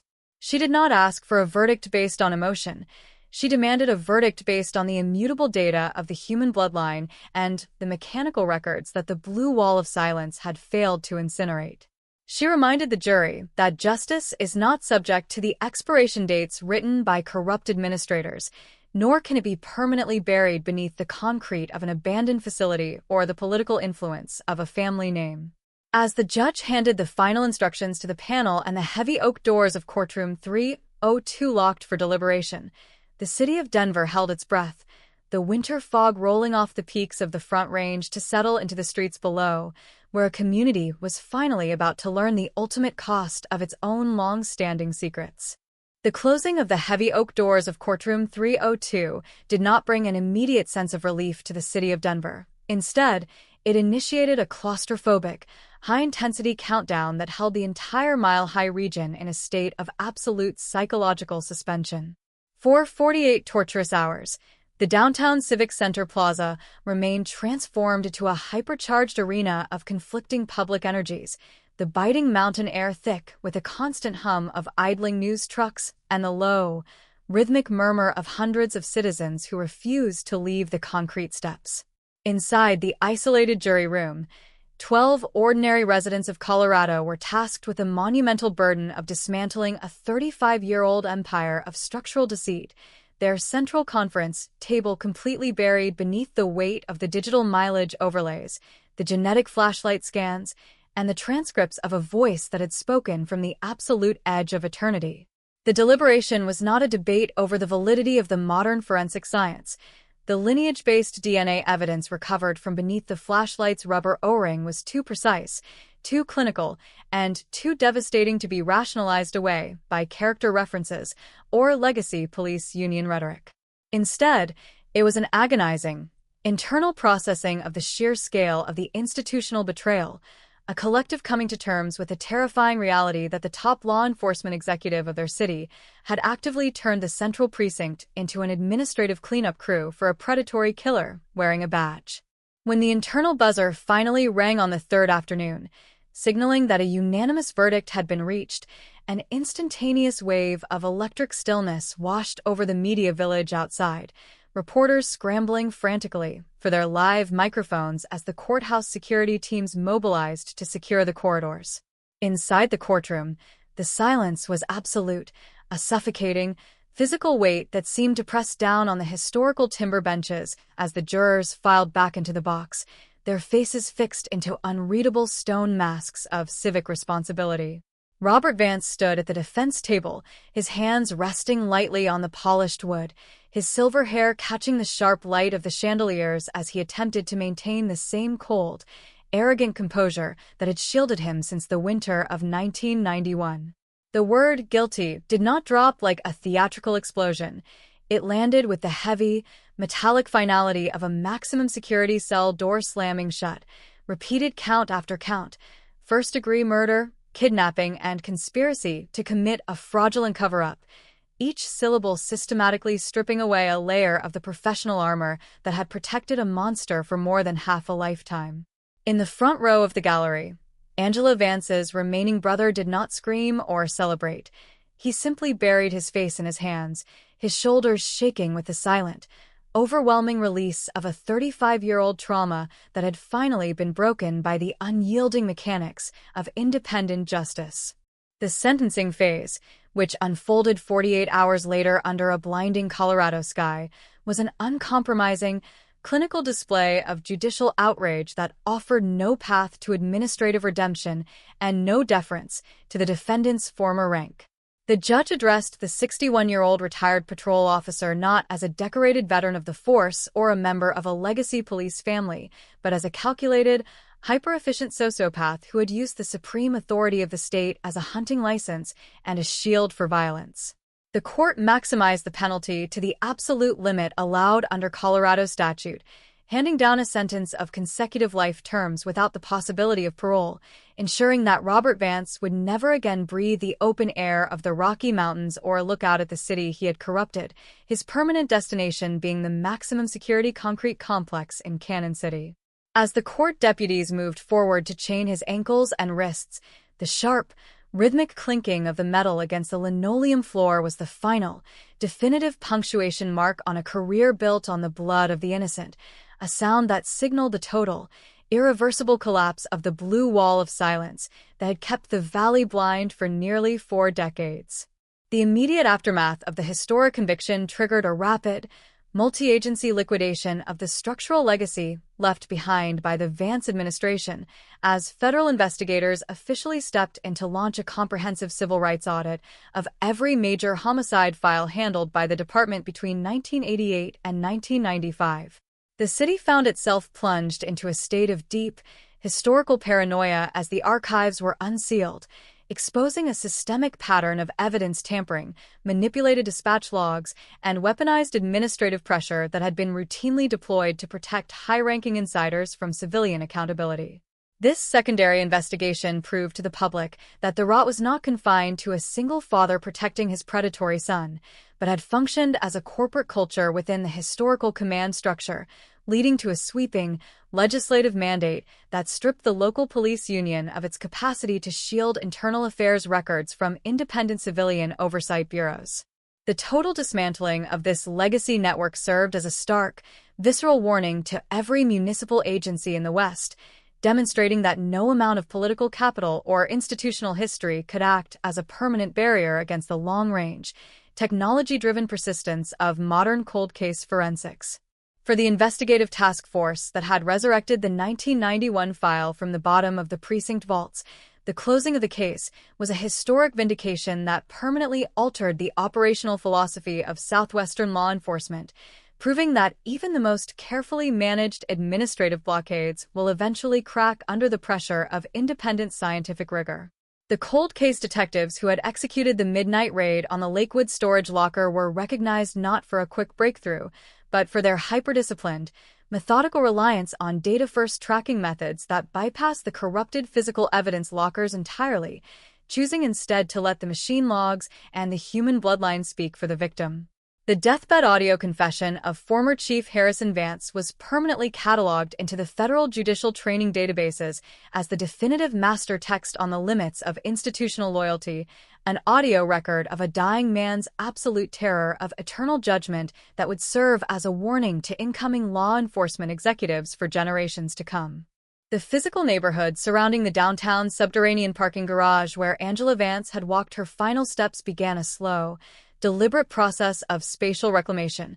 The concrete ramps that had once been defined by a shattered driver's side window and a 35-year vacuum finally brought into the bright light of urban redevelopment.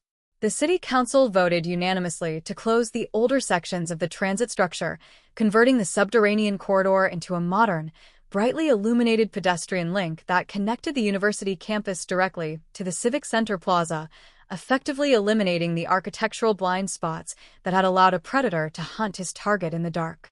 The spot near the concrete ramp where her single, black leather glove had been recovered was transformed into a permanent, minimalist granite memorial space, a marker that did not name the monster who had worn the badge or detail the horror of his crime, but simply recorded Angela's name, her age, and her status as a brilliant student whose memory now belonged to the permanent, protected light of the city. The long-term impact on the Vance family was a quiet, untelevised transition into a state of dignified, unburdened peace that existed entirely far from the high-wattage cameras of the national media networks or the loud debates of the downtown plazas. The modest family home on the edge of the city ceased to be a shuttered museum dedicated to a freezing December night in 1991.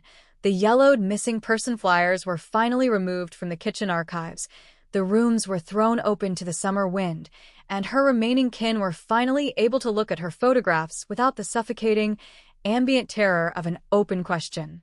Her brother, who had spent his entire life looking toward the granite peaks of the Front Range with a sense of unresolved betrayal, could finally walk through the streets of Denver with a sense of total vindication, knowing that his sister's voice had broken through 35 years of silence to demand and receive the ultimate reckoning from the very system that had tried to bury her. As the late summer twilight settles over the vast, shimmering grid of the Denver metropolitan area, casting its long, violet shadows across the glass towers of the business district and the crowded avenues below, the city stands as a monumental proof that nothing is ever truly lost to the dark if a community possesses the stubborn persistence to look into its own history. The mountains outside remain vast, cold, and indifferent, their ancient granite faces continuing to look down on the shifting fortunes of the living, but the air within the city limits feels remarkably lighter, cleared of the ambient, unspoken suspicion that had hung over the municipal complex since the night the window was broken. The story of Angela Vance has transitioned completely from an unsolved horror into a permanent, unshakable pillar of Colorado's historical truth, a narrative that reminds every citizen that justice is not an administrative variable or a historical luxury, but a living, breathing, and completely unstoppable current that will eventually tear through the thickest concrete wall and bring the deepest secret into the blinding light of day.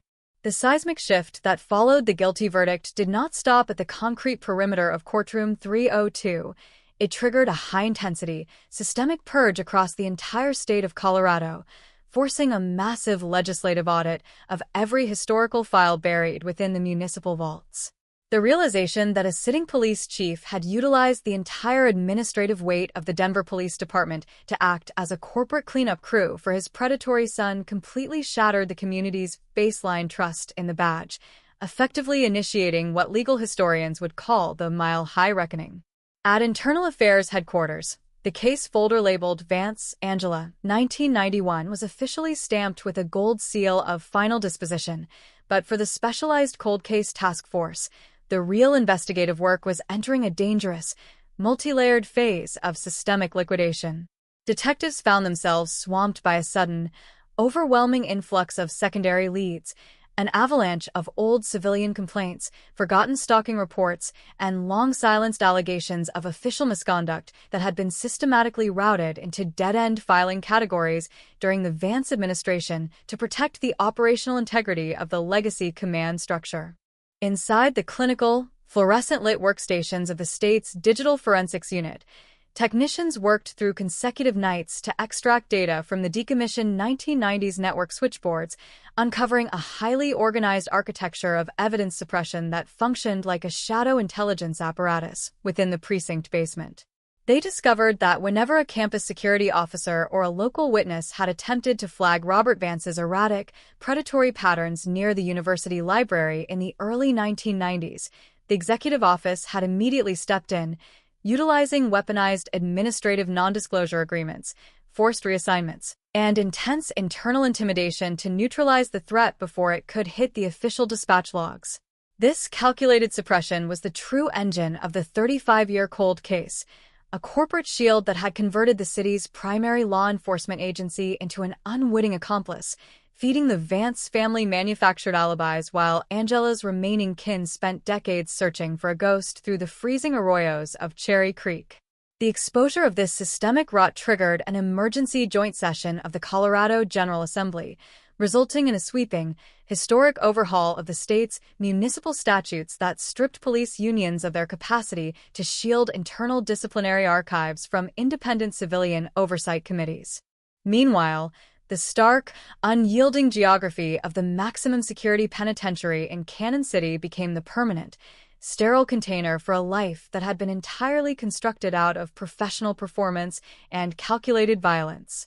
Robert Vance arrived at the state complex stripped of his decorated veteran status, his pension benefits, and the protective networks of his family name, his identity instantly reduced to a 6-digit identifier stamped onto the back of a standard-issue orange prison uniform. The Correctional Administration, fully aware of the volatile nature of his convictions, placed the former patrol officer in a high-security isolation wing to insulate him from the general inmate population, a move that accidentally granted the killer the exact, terrifying environment his actions had demanded. A featureless concrete box where the only sound was the low mechanical hum of the ventilation grid and the distant, rhythmic slamming of steel barriers. Correctional logs documented a subject who had completely entered a state of catatonic, defensive withdrawal, pacing the narrow dimensions of his cell in absolute silence, his once authoritative posture entirely shattered by the reality that his father's deathbed voiceover had cut off his escape routes forever. There were no press conference microphones to amplify his practiced excuses, no political allies to manipulate the evidence, and no badge to afford him immunity. He was a phantom trapped in a monument of his own making, facing an absolute, enforced obscurity that would last until his final breath.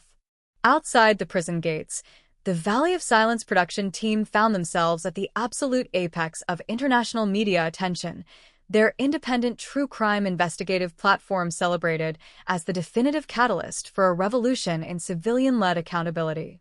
The show's host, refusing to commercialize the digital tip-off that had blown the 35-year deception wide open, dedicated the final, uncut broadcast of the season to an intensive, forensic deconstruction of how modern, independent journalism can bypass the bureaucratic bottlenecks traditionally used by powerful institutions to bury their sins. The episode did not play as a triumphant media celebration. Instead, it functioned as a dark, clinical analytical piece on the dangers of unquestioning faith and authority, forcing the Valley to look straight into its own historical blind spots and question the cultural frameworks that allow predators to hide beneath the very emblems of public safety.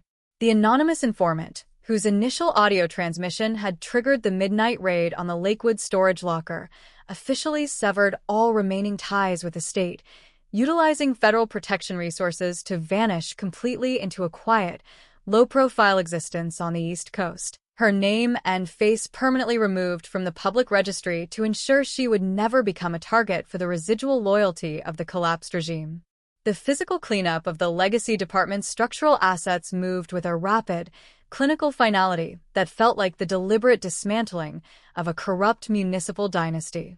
the old, abandoned water treatment facility near the foothills of Golden, the dark coordinates where Chief Harrison Vance had personally driven his command cruiser to conceal his son's body count beneath the frozen mud, was completely demolished by state engineering crews, its contaminated soil treated, packed, and replaced by a flourishing green land trust. The space was officially handed over to a regional conservation group with the explicit intent of converting the acreage into a permanent open-air memorial plaza dedicated to the victims of institutional violence, ensuring that the ground once used to shield a killer would now be utilized for the moral education and healing of the community. The physical transformation of the foothills was a profound, visceral satisfaction for the drivers who had spent a generation passing that mountain road with an ambient sense of dread, providing a visible, structural confirmation that the valley had finally broken its pact with the past. For Angela Vance's family, the true, quiet weight of the resolution unfolded far from the noise of the financial liquidations and public policy changes, settling deeply into the ordinary, familiar spaces of their suburban home. The missing person flyers that had occupied the front window since December 1991 were finally taken down, their edges brittle and yellowed by 35 years of winter frost and summer sun, leaving behind a clean, unobstructed view of the street where Angela had once walked into the evening light.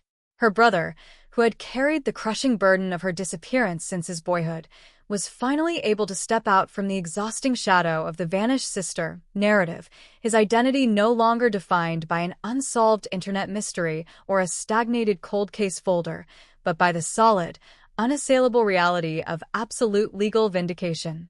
The family created a small, private sanctuary in their backyard, planting native Colorado wildflowers that thrived in the high altitude, creating a quiet space where they could sit in the twilight hours without the terror of the unknown, their grief having finally evolved from a sharp, screaming trauma into a soft, permanent monument of remembrance that belonged to them alone. The Homicide Division at the Central Precinct underwent a permanent, structural shift in its operational culture, with the Angela Vance case analysis becoming a mandatory foundational module for all incoming detectives and forensic scientists across the Rocky Mountain region. The old, primitive assumption that a suspect's high social standing, family legacy, or professional title could serve as an informal reason to bypass rigorous, data-first tracking methods was completely eradicated from the department's manual, replaced by a hyper-rigorous protocol that mandates independent cellular, financial, and vehicle mapping within the first 48 hours of a reported disappearance.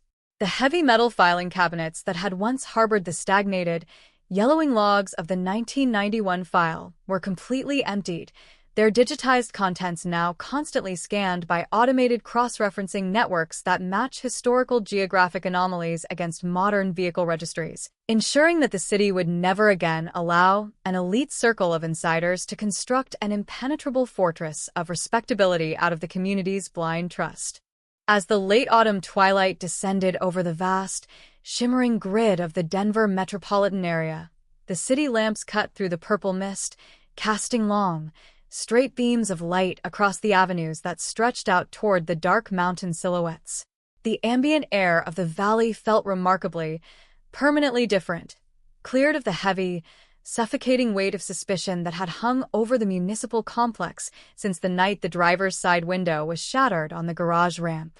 The story of Angela Vance's life had been successfully, definitively rescued from the cold stasis of the unsolved, its final chapters written not by the violent hand of her hunter, but by the relentless, data-driven persistence of a community that had refused to let her name be erased from the record of the living. The state prison cells were locked, the court orders were filed, and the city was moving forward into the evening, resting securely in the permanent, clean, and beautiful reality of a truth that had finally broken through the concrete barrier to claim the light forever. The deep, structural transformation of the mile-high metropolis as the calendar pushed past the summer of 2026 was not marked by sudden, dramatic public eruptions, but by a heavy, chemical-like settling of the truth into the literal foundations of the city. The dust from the total collapse of the Vance family legacy had finally landed, leaving behind an empty, wood-paneled void in the Central Precinct archives that served as a daily, silent warning to every administrator who stepped into the municipal complex. At the Denver District Courthouse, the digital monitors that had once flashed with the volatile, high-contrast images of the 1991 garage ramp were dark, their data packets safely zipped, encrypted, and transferred into the deep, subterranean vaults of the state archive. The frantic, dawn-dap rhythm of the trial had been replaced by a clinical, historical stillness, a period where the city's legal and internal affairs apparatus began the heavy-duty work of turning a singular, shocking victory into a permanent, institutionalized standard of absolute accountability. The specialized task force had officially dissolved back into their respective divisions, but they carried with them the definitive, unshakable blueprint of the Angela Vance investigation, a case that had proven to an entire generation of Southwestern jurists that the passage of 35 years was completely irrelevant when confronted with the surgical, multi-layered precision of modern digital reconstruction. Inside the quiet, glass-walled offices of the newly formed Civilian Forensic Oversight Bureau, a direct, legislative consequence of the Valley of Silence podcast investigation, analysts began the systematic process of auditing how the state handled high-profile, institutionally protected suspects. The old, casual world of the mid-1990s, where a prominent officer's alibi could be accepted on the basis of a handshake, a family name, and a professional badge, was completely dead, buried beneath the mountain of digital mileage logs and genetic data that had dragged Robert Vance from his pristine retirement to a maximum security isolation cell. Criminologists from across the country converged on Denver to study the Vance metadata matrix, mapping out how a single, anonymous deathbed confession could be weaponized by an independent digital medium to bypass the bureaucratic bottlenecks that had historically allowed predatory individuals within the uniform to purchase absolute immunity. The case had become a historic turning point in American jurisprudence, a masterclass in the democratization of justice that demonstrated how crowdsourced visibility and hyper-rigorous data tracking could work in a fluid, relentless symbiosis to force the state to reopen its most carefully guarded secrets. In the maximum security wing of the state correctional complex in Cannon City, Colorado, the environment remained entirely unchanged by the theoretical and academic debates unfolding in the city's universities. For inmate 419832, formerly known to the department as Officer Robert Vance, the world had shrunk to a permanent, immutable geometry of reinforced concrete and stainless steel, a space where the passage of the hot summer days was marked only by the mechanical shifting of cell-grate shadows across his floor. The prison records, stripped of any professional honorifics or veteran decorations, documented a subject who had completely entered a state of catatonic, defensive withdrawal, his once authoritative voice reduced to a faint, erratic whisper that was occasionally picked up by the institutional audio logs during the midnight security checks. He had been completely cut off from the drug of public and professional adulation. There were no letters from the police union representatives, no visits from the legacy command staff who had once helped fund his protective shield, and no media cameras to capture the subtle, practiced micro-expressions of his calculated arrogance. The law had granted him an absolute, unyielding reflection of his own crime, an enforced, suffocating anonymity that mirrored the exact, terrifying isolation he had inflicted upon Angela Vance in the dark mud of the foothills 35 years before. Outside the concrete perimeter of the penitentiary, the physical cleanup of the legacy department's structural ruins reached its final, absolute liquidation phase, with the court-appointed receiver systematically distributing the remainder of the seized administrative assets to local advocacy centers that specialized in protecting vulnerable university students across the Front Range. The old, abandoned water treatment facility near the foothills of Golden, stripped of its rotting machinery and iron grates, was officially overrun by the construction crews tasked with laying the foundation for the valley's largest public outdoor education and memorial center. This physical conversion of the space was the ultimate, poetic victory for the residents of the neighborhood. The very ground that had once been utilized as a midnight dumping ground for a calculated, predatory deception was being systematically, structurally repurposed into a sanctuary of environmental healing and transparent community service. The site of the new, brightly lit open-air pavilion replacing the old, Rusted security fences became a visual checkpoint for the commuters who had spent a generation passing that mountain road with a sense of ambient, unspoken dread, a tangible sign that the soil had finally been purged of its toxic hypocrisy. For the Vance family, Angela's remaining brother and the close kin who had survived the long decades of institutional gaslighting, the deepening winter of 2026 brought a profound, heavy-duty tranquility that existed entirely independent of the public reallocations and institutional overhauls taking place in the downtown plazas. The small, modest home on the edge of the city had finally stopped being a site of frantic investigative activity or a target for true crime tourists. The news trucks had long since packed up their satellite dishes and moved on to other, fresher tragedies, leaving the front lawn to settle back into the quiet, mundane rhythms of the suburban block. Angela's brother spent his mornings in the small, private backyard garden they had built, tending to the native mountain lavender and alpine plants that thrived under the high-altitude sun, his face no longer carrying the sharp, defensive tension of a man who is fighting a lonely, 35-year war against a silent, protected regime. He had been granted the one thing that institutional corruption had tried to deny his family for half a lifetime: the absolute, legal certainty of his sister's vindication, an unassailable record of truth that allowed him to look at the photographs of Angela not with a sense of screaming, unresolved trauma, but with a soft, permanent, and beautifully quiet memory of love. Angela's niece, now navigating the complex, intense landscape of university life on the very campus where her aunt had once studied, moved through the school year with a newfound, structural confidence, her identity permanently liberated from the heavy, confusing narrative of the vanished student that had haunted her family's history. She was no longer the subject of hushed, sympathetic whispers in the campus library or the central figure in an unsolved historical mystery.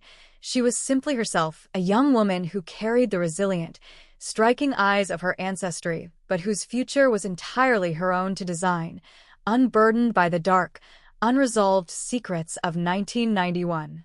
The family's internal healing was a silent, untelevised triumph that unfolded in the ordinary, everyday moments, the shared meals without the crushing weight of an open question, the quiet evenings free from the terror of the mountain horizons, and the steady, unhurried preparation for a future that was finally, absolutely guaranteed by the absolute finality of the law. The Homicide Division at the Denver Police Headquarters had completely finalized the integration of the Vance Protocol into their active training regimens, creating a hyper-rigorous, data-first baseline that transformed how all initial missing persons reports are processed within the state of Colorado. The historical failure of the 1991 task force, their willingness to accept an executive chief's administrative direction or an insider's alibi as a reason to bypass basic fleet mileage verification and independent forensic scanning, was taught to incoming detectives as a catastrophic, cautionary lesson in systemic bias and professional corruption.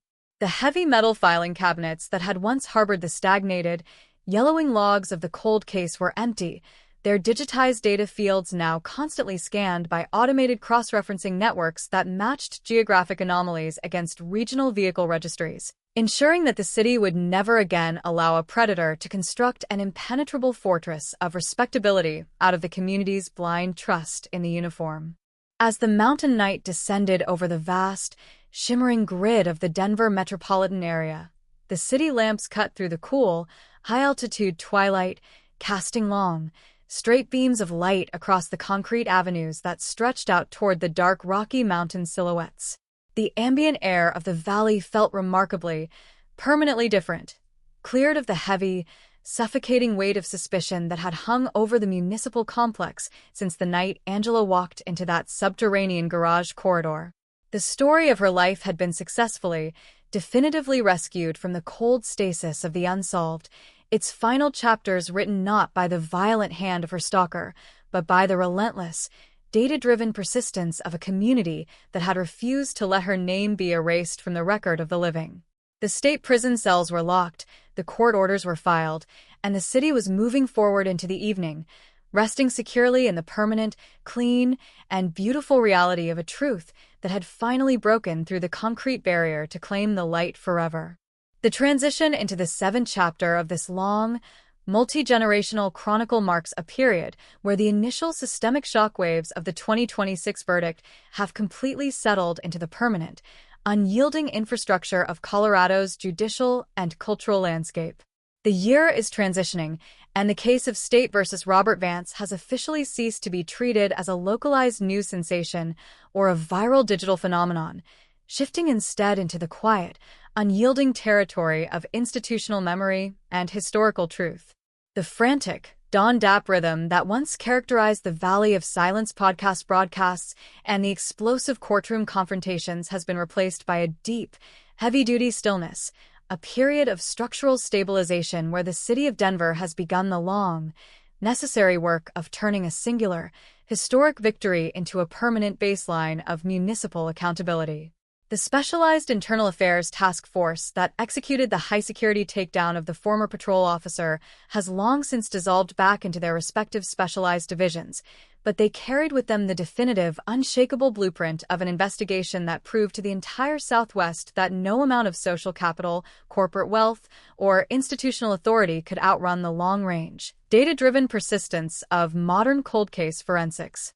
Inside the glass-paneled lecture halls of the Colorado Bureau of Investigation, the digital archives of the 1991 file have been fully integrated into the mandatory core curriculum for incoming homicide detectives, serving as the definitive master text on somatic hiding and institutional suppression. Young investigators, born long after the neon signs of the downtown garage alleyway had been dismantled by suburban redevelopment, sit in the quiet multimedia rooms to analyze the Vance dossier, studying it not as a simple case of a predator in the suburbs, but as a cautionary study in how an entire municipal command structure could actively subsidize the concealment of a monster to protect its administrative brand and its social standing within the community.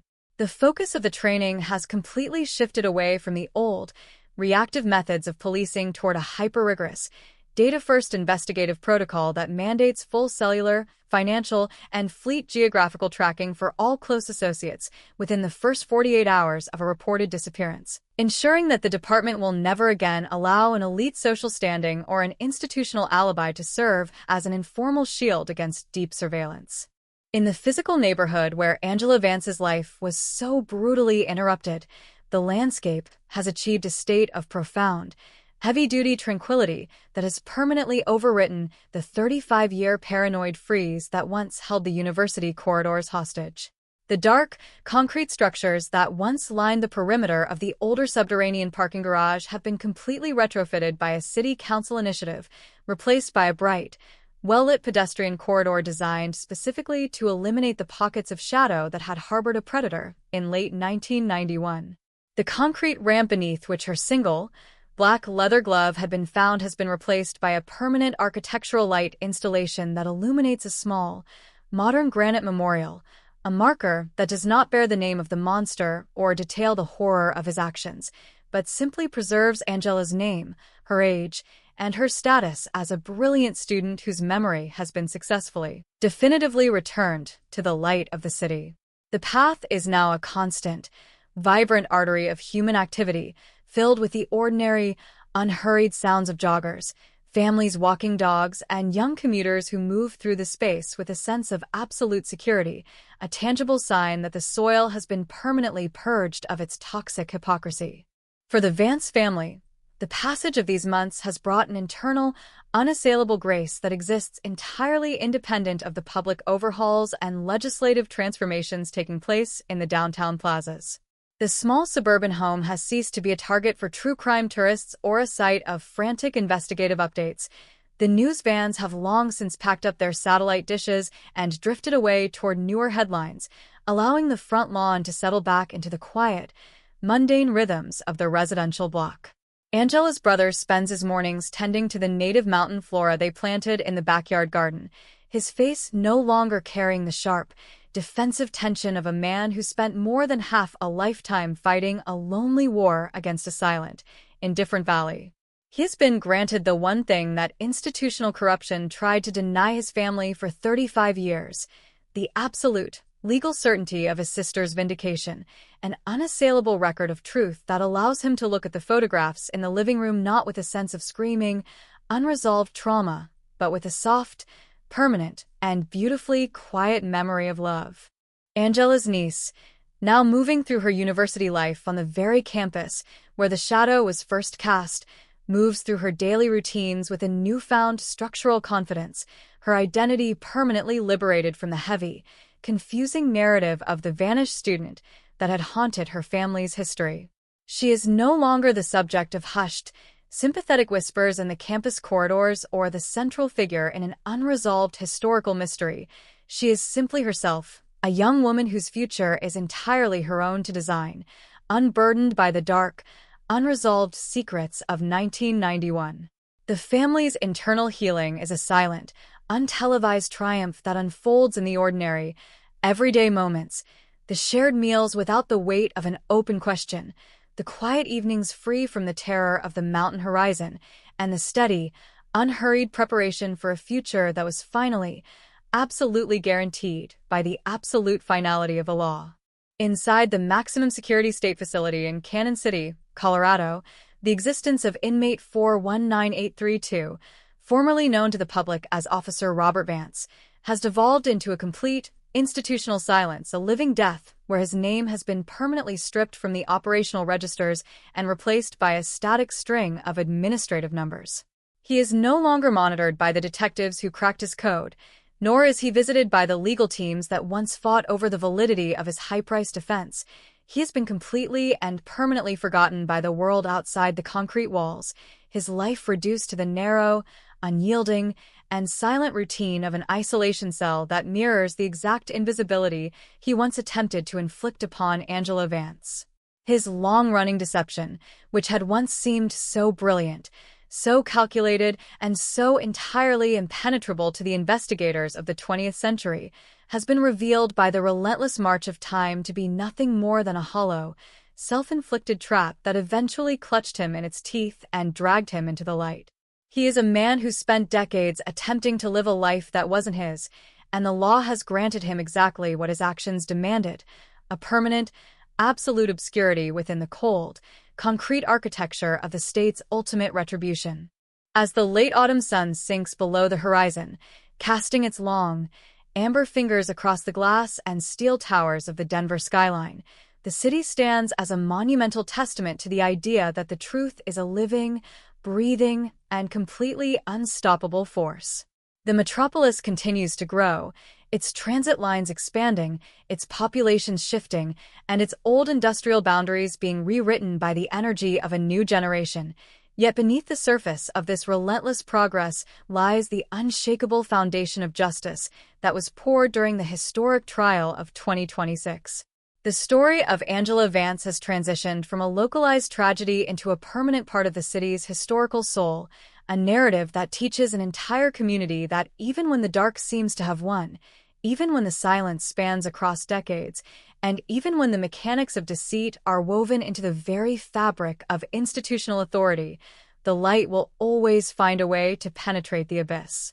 The physical evidence of the case, the legacy dispatch logs, the Lakewood storage locker journals, the restored fleet mileage registries, and the high-resolution forensic digital files, remains safely secured in the central vaults of the courthouse, a pristine collection of historical data that is no longer needed to prove a point, but is preserved as a sacred archive of a community's refusal to let a life be forgotten. The files are cold, the investigation is complete, and the legal machinery has fallen silent, leaving behind only the clean, unburdened space of a reality that has been fully restored to the light.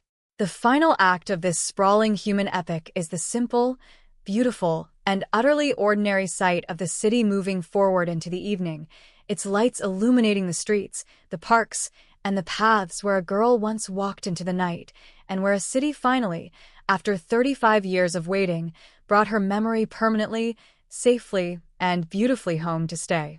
The transition into the 8th chapter of this multi-generational chronicle marks the moment where the profound legislative overhauls and technological transformations triggered by the Robert Vance verdict begin to harden into permanent, unyielding pillars of Colorado's criminal justice system. By the later months of 2026, the initial chaotic public energy surrounding the downfall of the Vance dynasty has been completely replaced by a clinical, institutional focus on systemic continuity. The case of Angela Vance has officially evolved from an isolated tragedy of the Mile High City into the legal and investigative benchmark known across the American Southwest as the Vance Standard.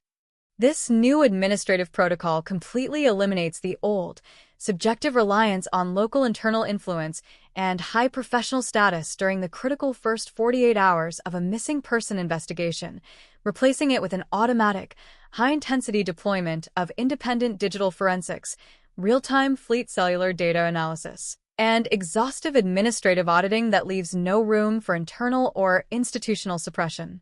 At the heart of downtown Denver, the newly established Civilian Forensic Oversight Bureau has expanded its active operations, occupying a state-of-the-art facility that functions as a high-technology tracking center for unresolved cold cases across the Front Range. The archives of the 1991 investigation have been completely digitized and cross-referenced with a massive, regional data grid that automatically tracks geographical anomalies, historical vehicle registry shifts, and mobile or radio sector handoffs from the pre-digital era. Young data analysts and incoming internal affairs investigators sit side by side in glass-paneled workstations, utilizing the precise metadata matrix developed during the Valley of Silence task force operation to scan old files for the subtle, microscopic digital footprints that predatory individuals once used to purchase absolute immunity.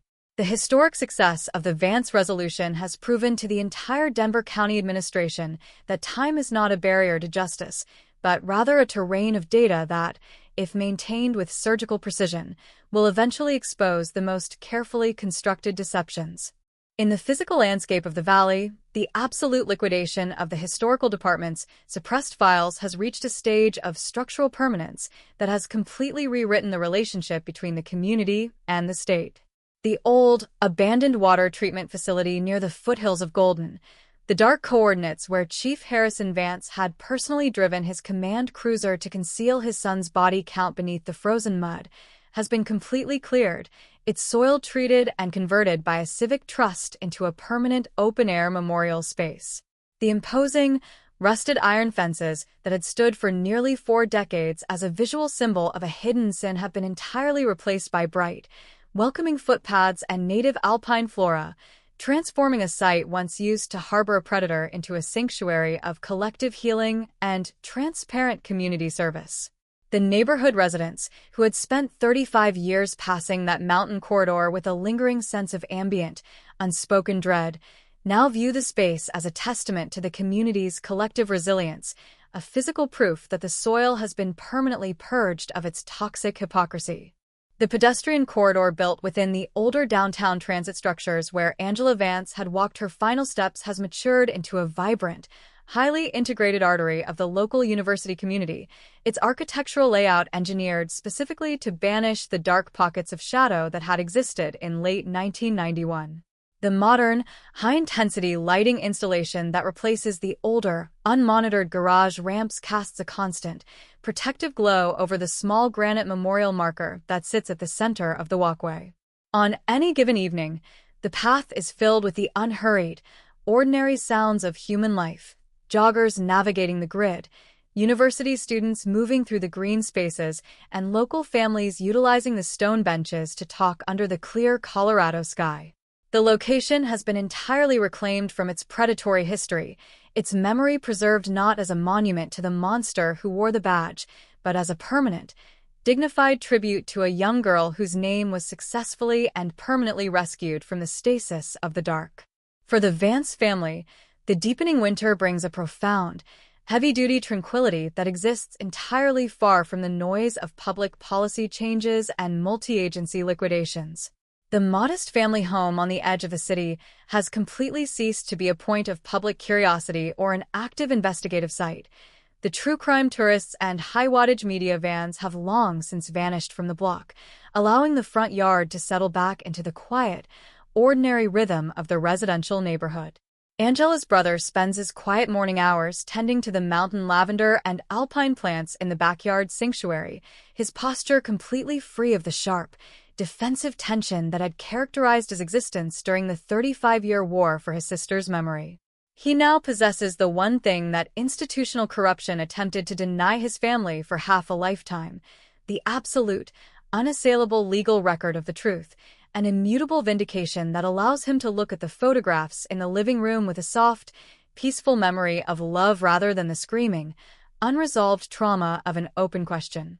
Angela's niece has transitioned into the complex world of late adolescence with a newfound structural confidence, her personal identity permanently liberated from the heavy, suffocating narrative of the vanished student that had haunted her family's ancestry since the winter of 1991.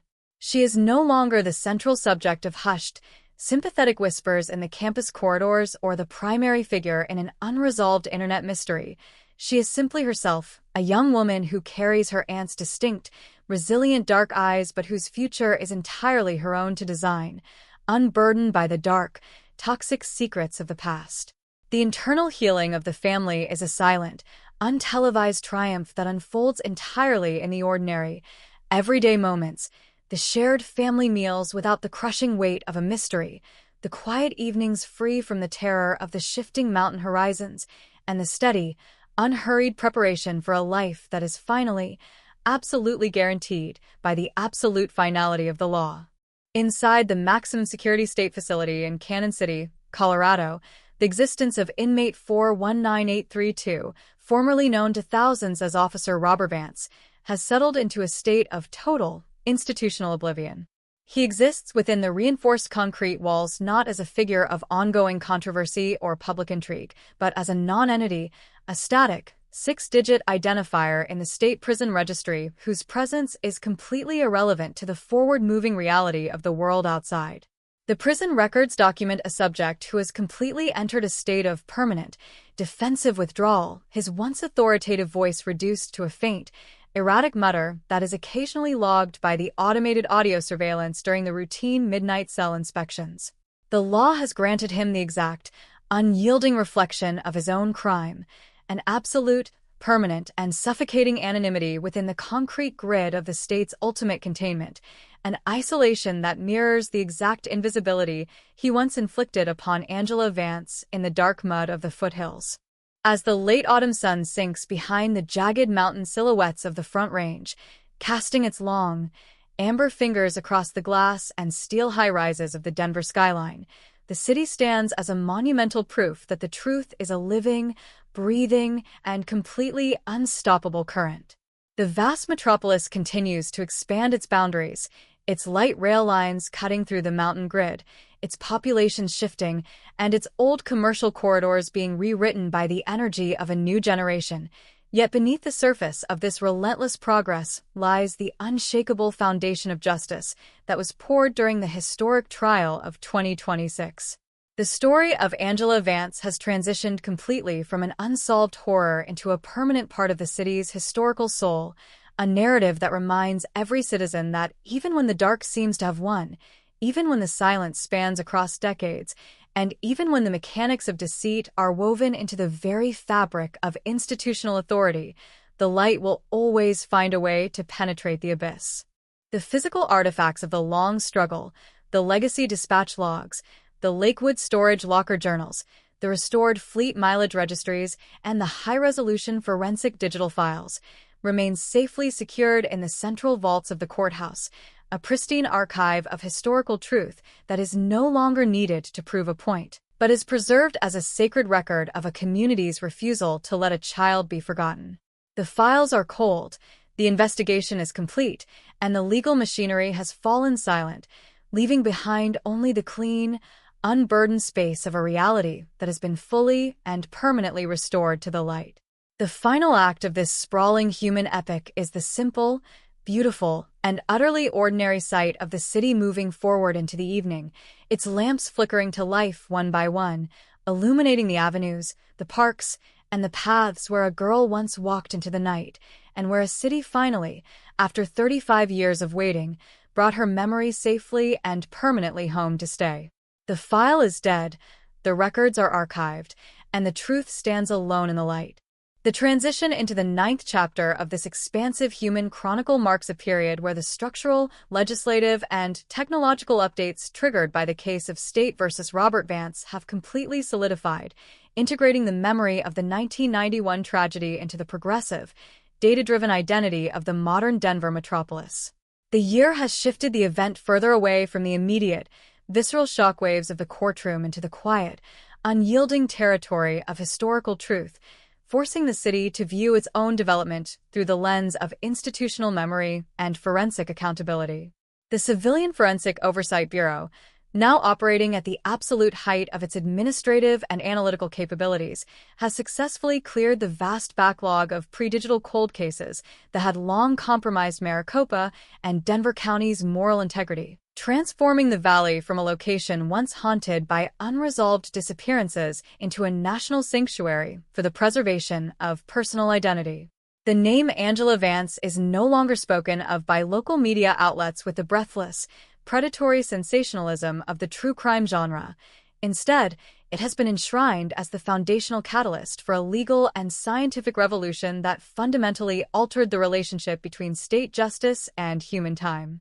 The high-definition digital repositories of the 1991 investigation have become the standard reference material for international forensic symposia, with criminologists from across the country traveling to the Denver Institute to study the Vance metadata matrix, the specific methodology that fuses advanced historical fleet tracking with deep, longitudinal administrative tracing to eliminate professional and institutional identity shields. The case has proven to the global law enforcement community that the passage of nearly 4 decades does not dilute the efficacy of circumstantial metadata, provided that the initial recovery of dispatch logs and fleet archives was conducted with an eye toward future analytical capabilities. The single, discarded patrol car registry that had remained frozen in the darkness of a precinct data vault for 35 years is now celebrated as the ultimate symbol of forensic patience, a digital footprint that held the line against the total erasure of a young life until the technology of the 21st century could finally catch up to the scale of the deception. In the suburban landscape where the crime occurred, the physical remnants of the 1991 environment have been completely transformed by the continuous, vibrant expansion of the city, yet the memory of Angela remains carefully, elegantly preserved within the architectural layout of the modern neighborhood.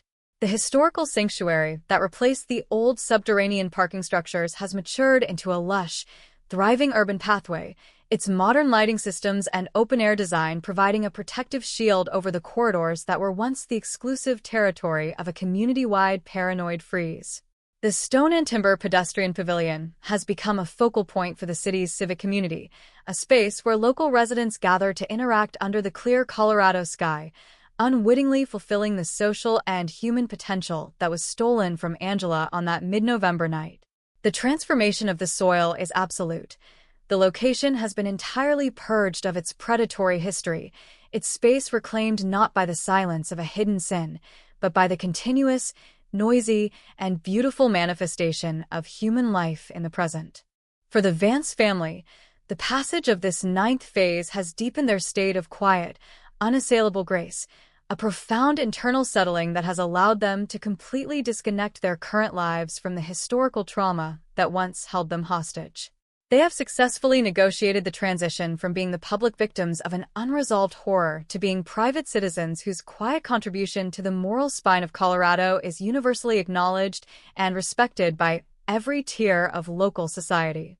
They no longer feel the defensive need to protect Angela's memory from the distortions of public curiosity, because the truth has been set into the unassailable, permanent record of the state, providing them with an unbreakable shield against the world's scrutiny. They live their days in the quiet, mundane comfort of a home that is finally free of ghosts, their interactions characterized by the simple, necessary joy of watching the next generation grow up in a city that is fundamentally safer, more transparent, and more humane because of the 35-year struggle they had the courage to endure. The continuous, entirely anonymous patronage of genetic and forensic research from independent civilian groups has quietly revolutionized the field of missing persons advocacy on a national scale. The grants established using the liquidated historical assets of the corrupt regime have funded the resolution of dozens of cold cases across the country, providing lower-income families with the expensive, high-level technological tracking that was once the exclusive domain of high-profile investigations. The city has lived its life in a state of absolute, meditative detachment from the geography of the former chief's crime, its daily routines defined by the quiet, rhythmic pulse of civic rebirth and the internal knowledge that it has successfully purged its bloodline of the parasitic darkness that once sought to use the badge as an instrument of terror. Denver has become an invisible force for good in the world, a place that sought no easy praise, no temporary recognition, and no superficial historical legacy, content to let the quiet resolution of other families' grief serve as the final, collective monument of atonement. Inside the maximum security state facility in Cannon City, Colorado, the existence of inmate 419832, formerly known to thousands as Officer Robert Vance, has devolved into a complete, institutional silence, a state of living death where his name has been permanently replaced by a series of digits in the administrative registry. He is no longer monitored by the detectives who cracked the case, nor is he visited by the legal teams that once fought over the validity of his defense. He has been completely forgotten by the world outside the walls, his life reduced to the narrow, unyielding, and silent routine of an isolation cell. His long-running deception, which had once seemed so brilliant, so calculated, and so entirely impenetrable, has been revealed by the relentless march of time to be nothing more than a hollow, self-inflicted trap that eventually clutched him in its teeth and dragged him into the light. He is a man who spent decades trying to live a life that wasn't his, and the law has granted him exactly what his actions demanded, a permanent, absolute obscurity within the cold, concrete architecture of the state's ultimate retribution. As the late summer twilight fades over the vast, sparkling expanse of the Denver metropolitan area, the city stands as a monumental proof that nothing is ever truly lost to the darkness if a community possesses the courage and the persistence to keep looking into its own past. The skyscrapers of the business district, the sprawling networks of the transit system, and the vibrant, diverse neighborhoods that house millions of souls all move forward into the future with a sense of security that was bought at a tremendous, generational cost. The story of Angela Vance has transitioned from a localized tragedy into a permanent, guiding myth for the city's soul, a narrative that reminds every citizen that justice is not a static concept or a historical luxury, but a living, breathing, and completely unstoppable current that will eventually find its way into the deepest abyss of human deception.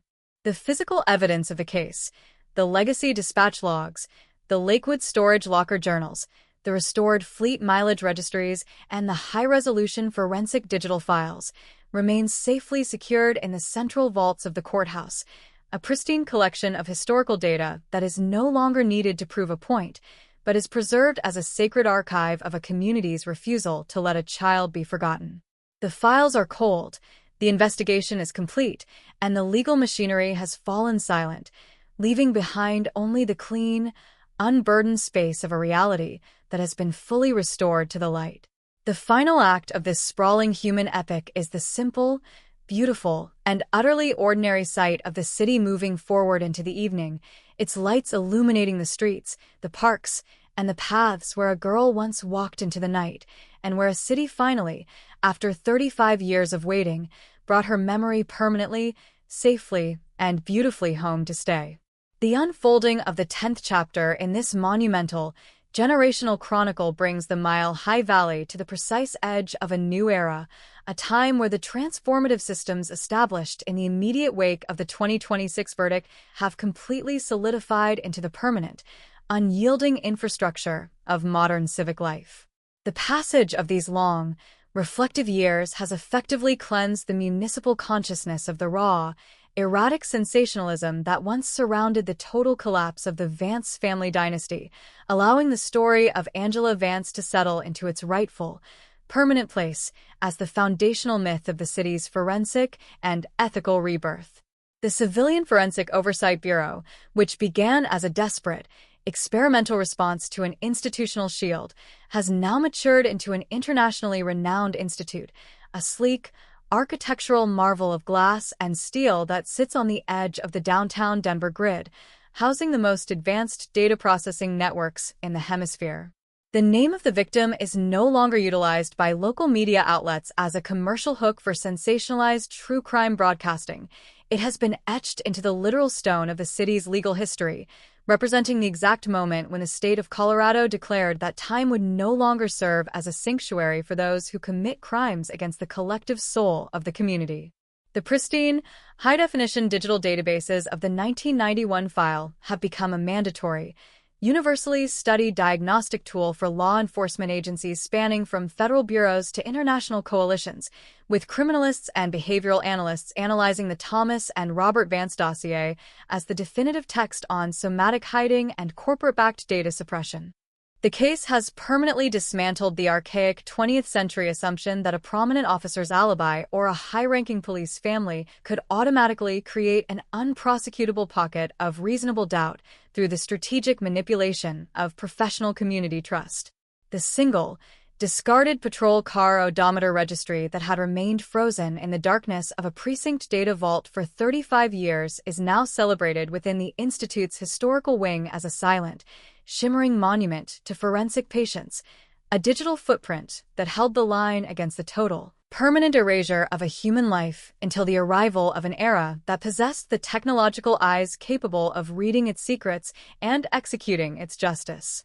In the physical neighborhood where the crime occurred, the landscape has achieved a state of deep, heavy-duty serenity that has permanently overwritten the suburban dread of the late 20th century. The dark, concrete structures that once formed a terrifying barrier around the subterranean parking garage have been completely transformed by a city council initiative into a flourishing, open-air historical sanctuary and pedestrian transit zone. The specific coordinates where Angela's life was so brutally interrupted have been entirely replaced by an elegant, open-frame architectural pavilion built from local granite and white timber. A design specifically engineered to channel the blinding Colorado sunlight into the very spaces that were once defined by absolute, suffocating darkness. The paths are no longer walked with the quick, panic strides of students looking over their shoulders. They are populated by a continuous, vibrant stream of joggers, families, and young university scholars from the nearby campus who sit upon the stone benches to study, completely unburdened by the history of the dirt beneath them because the mystery has been stripped of its power to terrify. The brass plates that trace the winding walkways do not mention the mechanics of the abduction or state the name of the monster who inhabited the shadows. Instead, they are permanently inscribed with the personal notes Angela left behind, the milestones of her childhood, and the testimonies of the friends who remember her not as a tragic headline, but as a brilliant, resilient presence who once filled the valley with life. For the Vance family, the arrival of this 10th year of absolute resolution has brought a form of emotional finality that is as solid as it is quiet, a profound internal settling that has allowed them to completely separate their current existence from the historical trauma that once held them hostage. They have successfully negotiated the difficult, painful transition from being the public victims of an unresolved horror to being private citizens whose quiet contribution to the moral spine of the valley is universally recognized and respected by every tier of local society.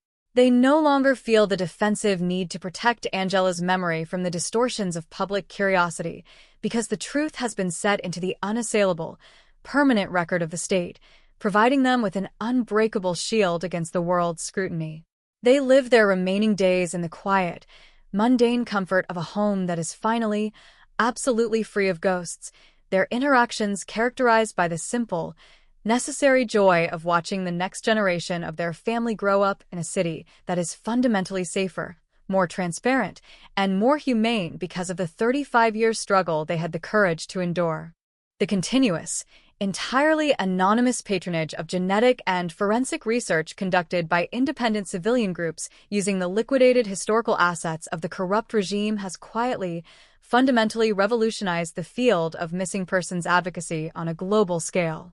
The independent research grants established have directly funded the forensic excavation and resolution of dozens of long-term cold cases across the continental United States, providing lower-income families with the expensive, high-level technological tracking that was once the exclusive luxury of high-profile, politically sensitive investigations.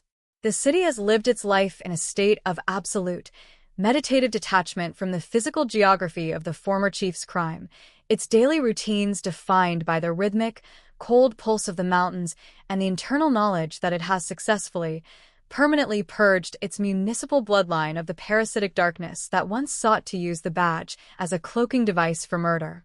Denver has become an invisible, legendary force for good within the forensic community, a place that sought no easy praise, no temporary recognition, and no superficial historical legacy, content to let the quiet, untelevised resolution of other families' grief serve as its final, collective monument of historical atonement.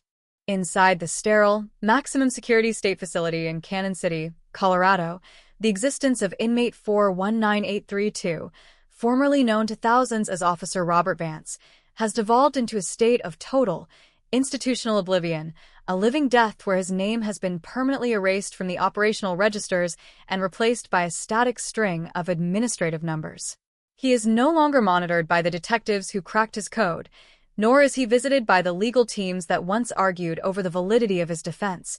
He has been completely forgotten by the world outside the concrete walls, his life reduced to the narrow, unyielding, and silent routine of an isolation cell.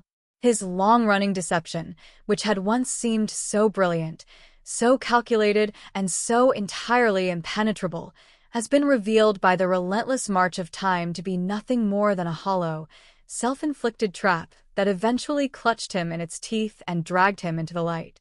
He is a man who spent decades attempting to live a life that wasn't his, and the law has granted him exactly what his actions demanded, a permanent, absolute obscurity within the cold, concrete architecture of the state's ultimate retribution. As the late summer twilight fades over the vast, sparkling expanse of the modern Denver metropolitan area, the city stands as a monumental proof that nothing is ever truly lost to the darkness if a community possesses the courage, the resources, and the stubborn persistence to keep looking into its own past. The skyscrapers of the business district, the sprawling networks of the transit system, and the vibrant, diverse neighborhoods that house millions of souls all move forward into the future with a sense of structural security that was bought at a tremendous, generational cost. The story of Angela Vance has transitioned from a localized tragedy into a permanent, guiding myth for the city's soul, a narrative that reminds every citizen that justice is not a static concept or a historical luxury, but a living, breathing, and completely unstoppable current that will eventually find its way into the deepest, most carefully guarded abyss.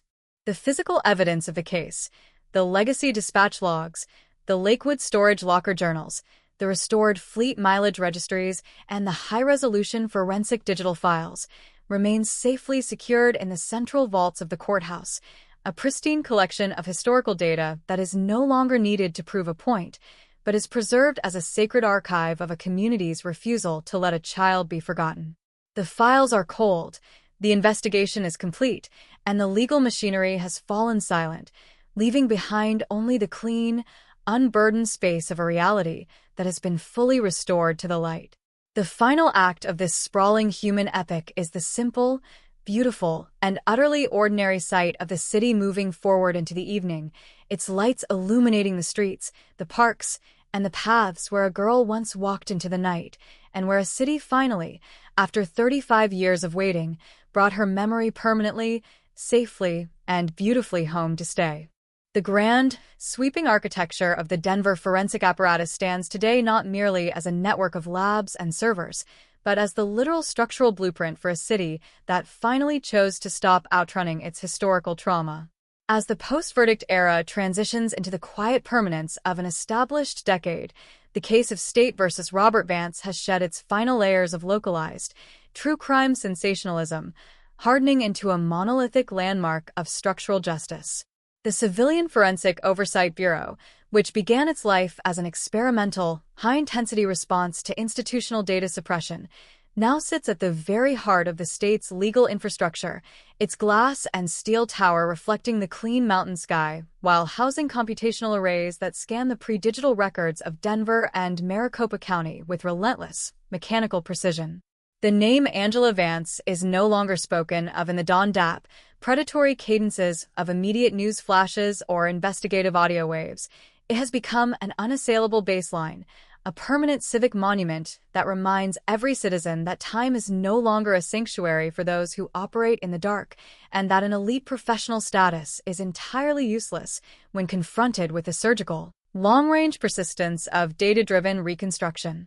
The technical logs of the 1991 investigation, once a chaotic, fragmented pile of dead-end alibis, hidden dispatch entries, and forgotten vehicle logs, have been completely codified into the standard diagnostic manuals used by federal law enforcement academies across the nation under the definitive label of the Vance paradigm.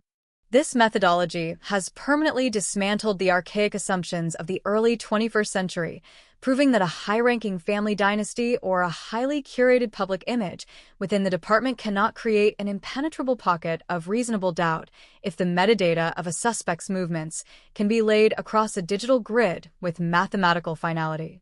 The carrier and radio network logs that remained frozen in the darkness of a precinct data vault for 35 long years are now studied as a masterclass in forensic endurance, a glowing digital trail that held the line against the absolute erasure of a young student's life until the technology of a future generation could develop the sharp, analytical eyes necessary to read its secrets and execute its justice.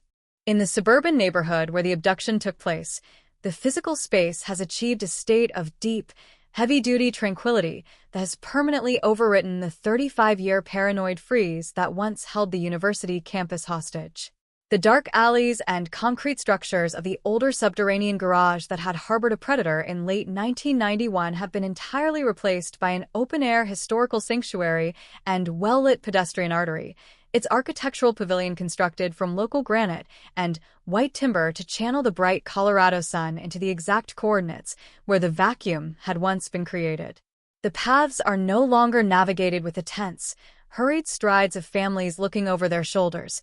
They are filled with a continuous, vibrant stream of joggers, commuters, and young students from the nearby campus who utilize the granite benches to study beneath the clear sky, completely unburdened by the history of the soil because the mystery has been stripped of its power to terrify. The brass markers embedded along the walkways do not mention the mechanics of the violence or record the name of the officer who hid behind the badge.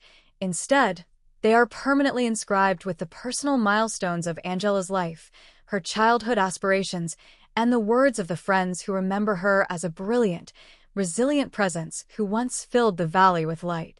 For the Vance family, the deepening finality of this milestone has brought an internal, unassailable grace that exists entirely far from the noise of public policy modifications or the structural liquidations of the legacy regime. The modest home on the edge of the city has ceased to be a target for media exploitation or public curiosity. The news trucks have long since unpacked their satellite dishes and drifted away toward fresher headlines, allowing the front lawn to settle back into the quiet, ordinary rhythms of the block. Angela's brother spends his quiet morning hours tending to the native desert flora in their backyard sanctuary, his posture completely free of the sharp, defensive tension that had characterized his existence during his half-lifetime war against a silent, indifferent valley. He now possesses the one thing that institutional corruption attempted to deny his family for 35 years, the absolute, unassailable legal record of the truth, an immutable vindication that allows him to look at the photographs in the living room with a soft, peaceful memory of love rather than the screaming, unresolved trauma of an open question. Angela's niece has transitioned into adulthood with a newfound structural confidence, her personal identity permanently liberated from the heavy, suffocating narrative of the vanished student that had haunted her entire childhood. She is no longer the central subject of hushed, sympathetic whispers in the school corridors or the primary figure in an unresolved internet mystery. She is simply herself, a young woman who carries her aunt's distinct, resilient dark eyes but whose future is entirely her own to design, unburdened by the dark, toxic secrets of 1991.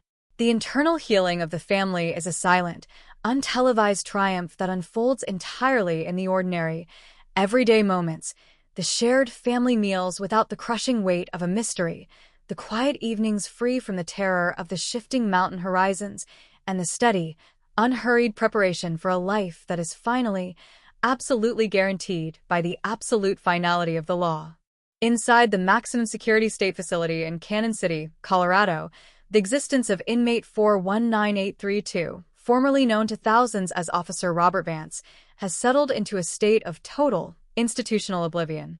He exists within the reinforced concrete walls not as a figure of controversy or public intrigue, but as a non-entity, a static, 6-digit identifier in the state prison registry whose presence is completely irrelevant to the forward-moving reality of the world outside. The prison records document a subject who has completely entered a state of permanent, catatonic withdrawal, his once booming baritone reduced to a faint, erratic mutter that is occasionally logged by the automated audio surveillance during the routine midnight cell inspections. The law has granted him the exact, unyielding reflection of his own crime, an absolute, permanent, and suffocating anonymity within the concrete grid of the state's ultimate containment, an isolation that mirrors the exact invisibility he once inflicted upon Angela Vance in the dark mud of the foothills. As the late summer sun sinks behind the jagged mountain silhouettes, casting its long, amber fingers across the glass and steel high-rises of the Denver skyline, the city stands as a monumental proof that the truth is a living, breathing, and completely unstoppable current. The vast metropolis continues to expand its boundaries, its light rail lines cutting through the desert grid, its population shifting, and its old commercial corridors being rewritten by the energy of a new generation. Yet beneath the surface of this relentless progress lies the unshakable foundation of justice that was poured during the historic trial of 2026. The story of Angela Vance has transitioned completely from a localized tragedy into a permanent part of the city's historical soul, a narrative that reminds every citizen that even when the dark seems to have won, even when the silence spans across decades, and even when the mechanics of deceit are woven into the very fabric of institutional faith, the light will always find a way to penetrate the abyss. The physical artifacts of the long struggle, the legacy dispatch logs, the Lakewood storage locker journals, the restored fleet mileage registries, and the high-resolution forensic digital files remain safely secured in the central vaults of the courthouse, a pristine archive of historical truth that is no longer needed to prove a point, but is preserved as a sacred record of a community's refusal to let a child be forgotten. The files are cold, the investigation is complete, and the legal machinery has fallen silent, leaving behind only the clean, unburdened space of a reality that has been fully and permanently restored to the light. The final act of this sprawling human epic is the simple, beautiful, and utterly ordinary sight of the city moving forward into the evening, its lamps flickering to life one by one, illuminating the avenues, the parks, and the paths where a girl once walked into the night, and where a city finally, after 35 years of waiting, brought her memory safely and permanently home to stay. The case is closed, the record is absolute, and the valley is finally completely free.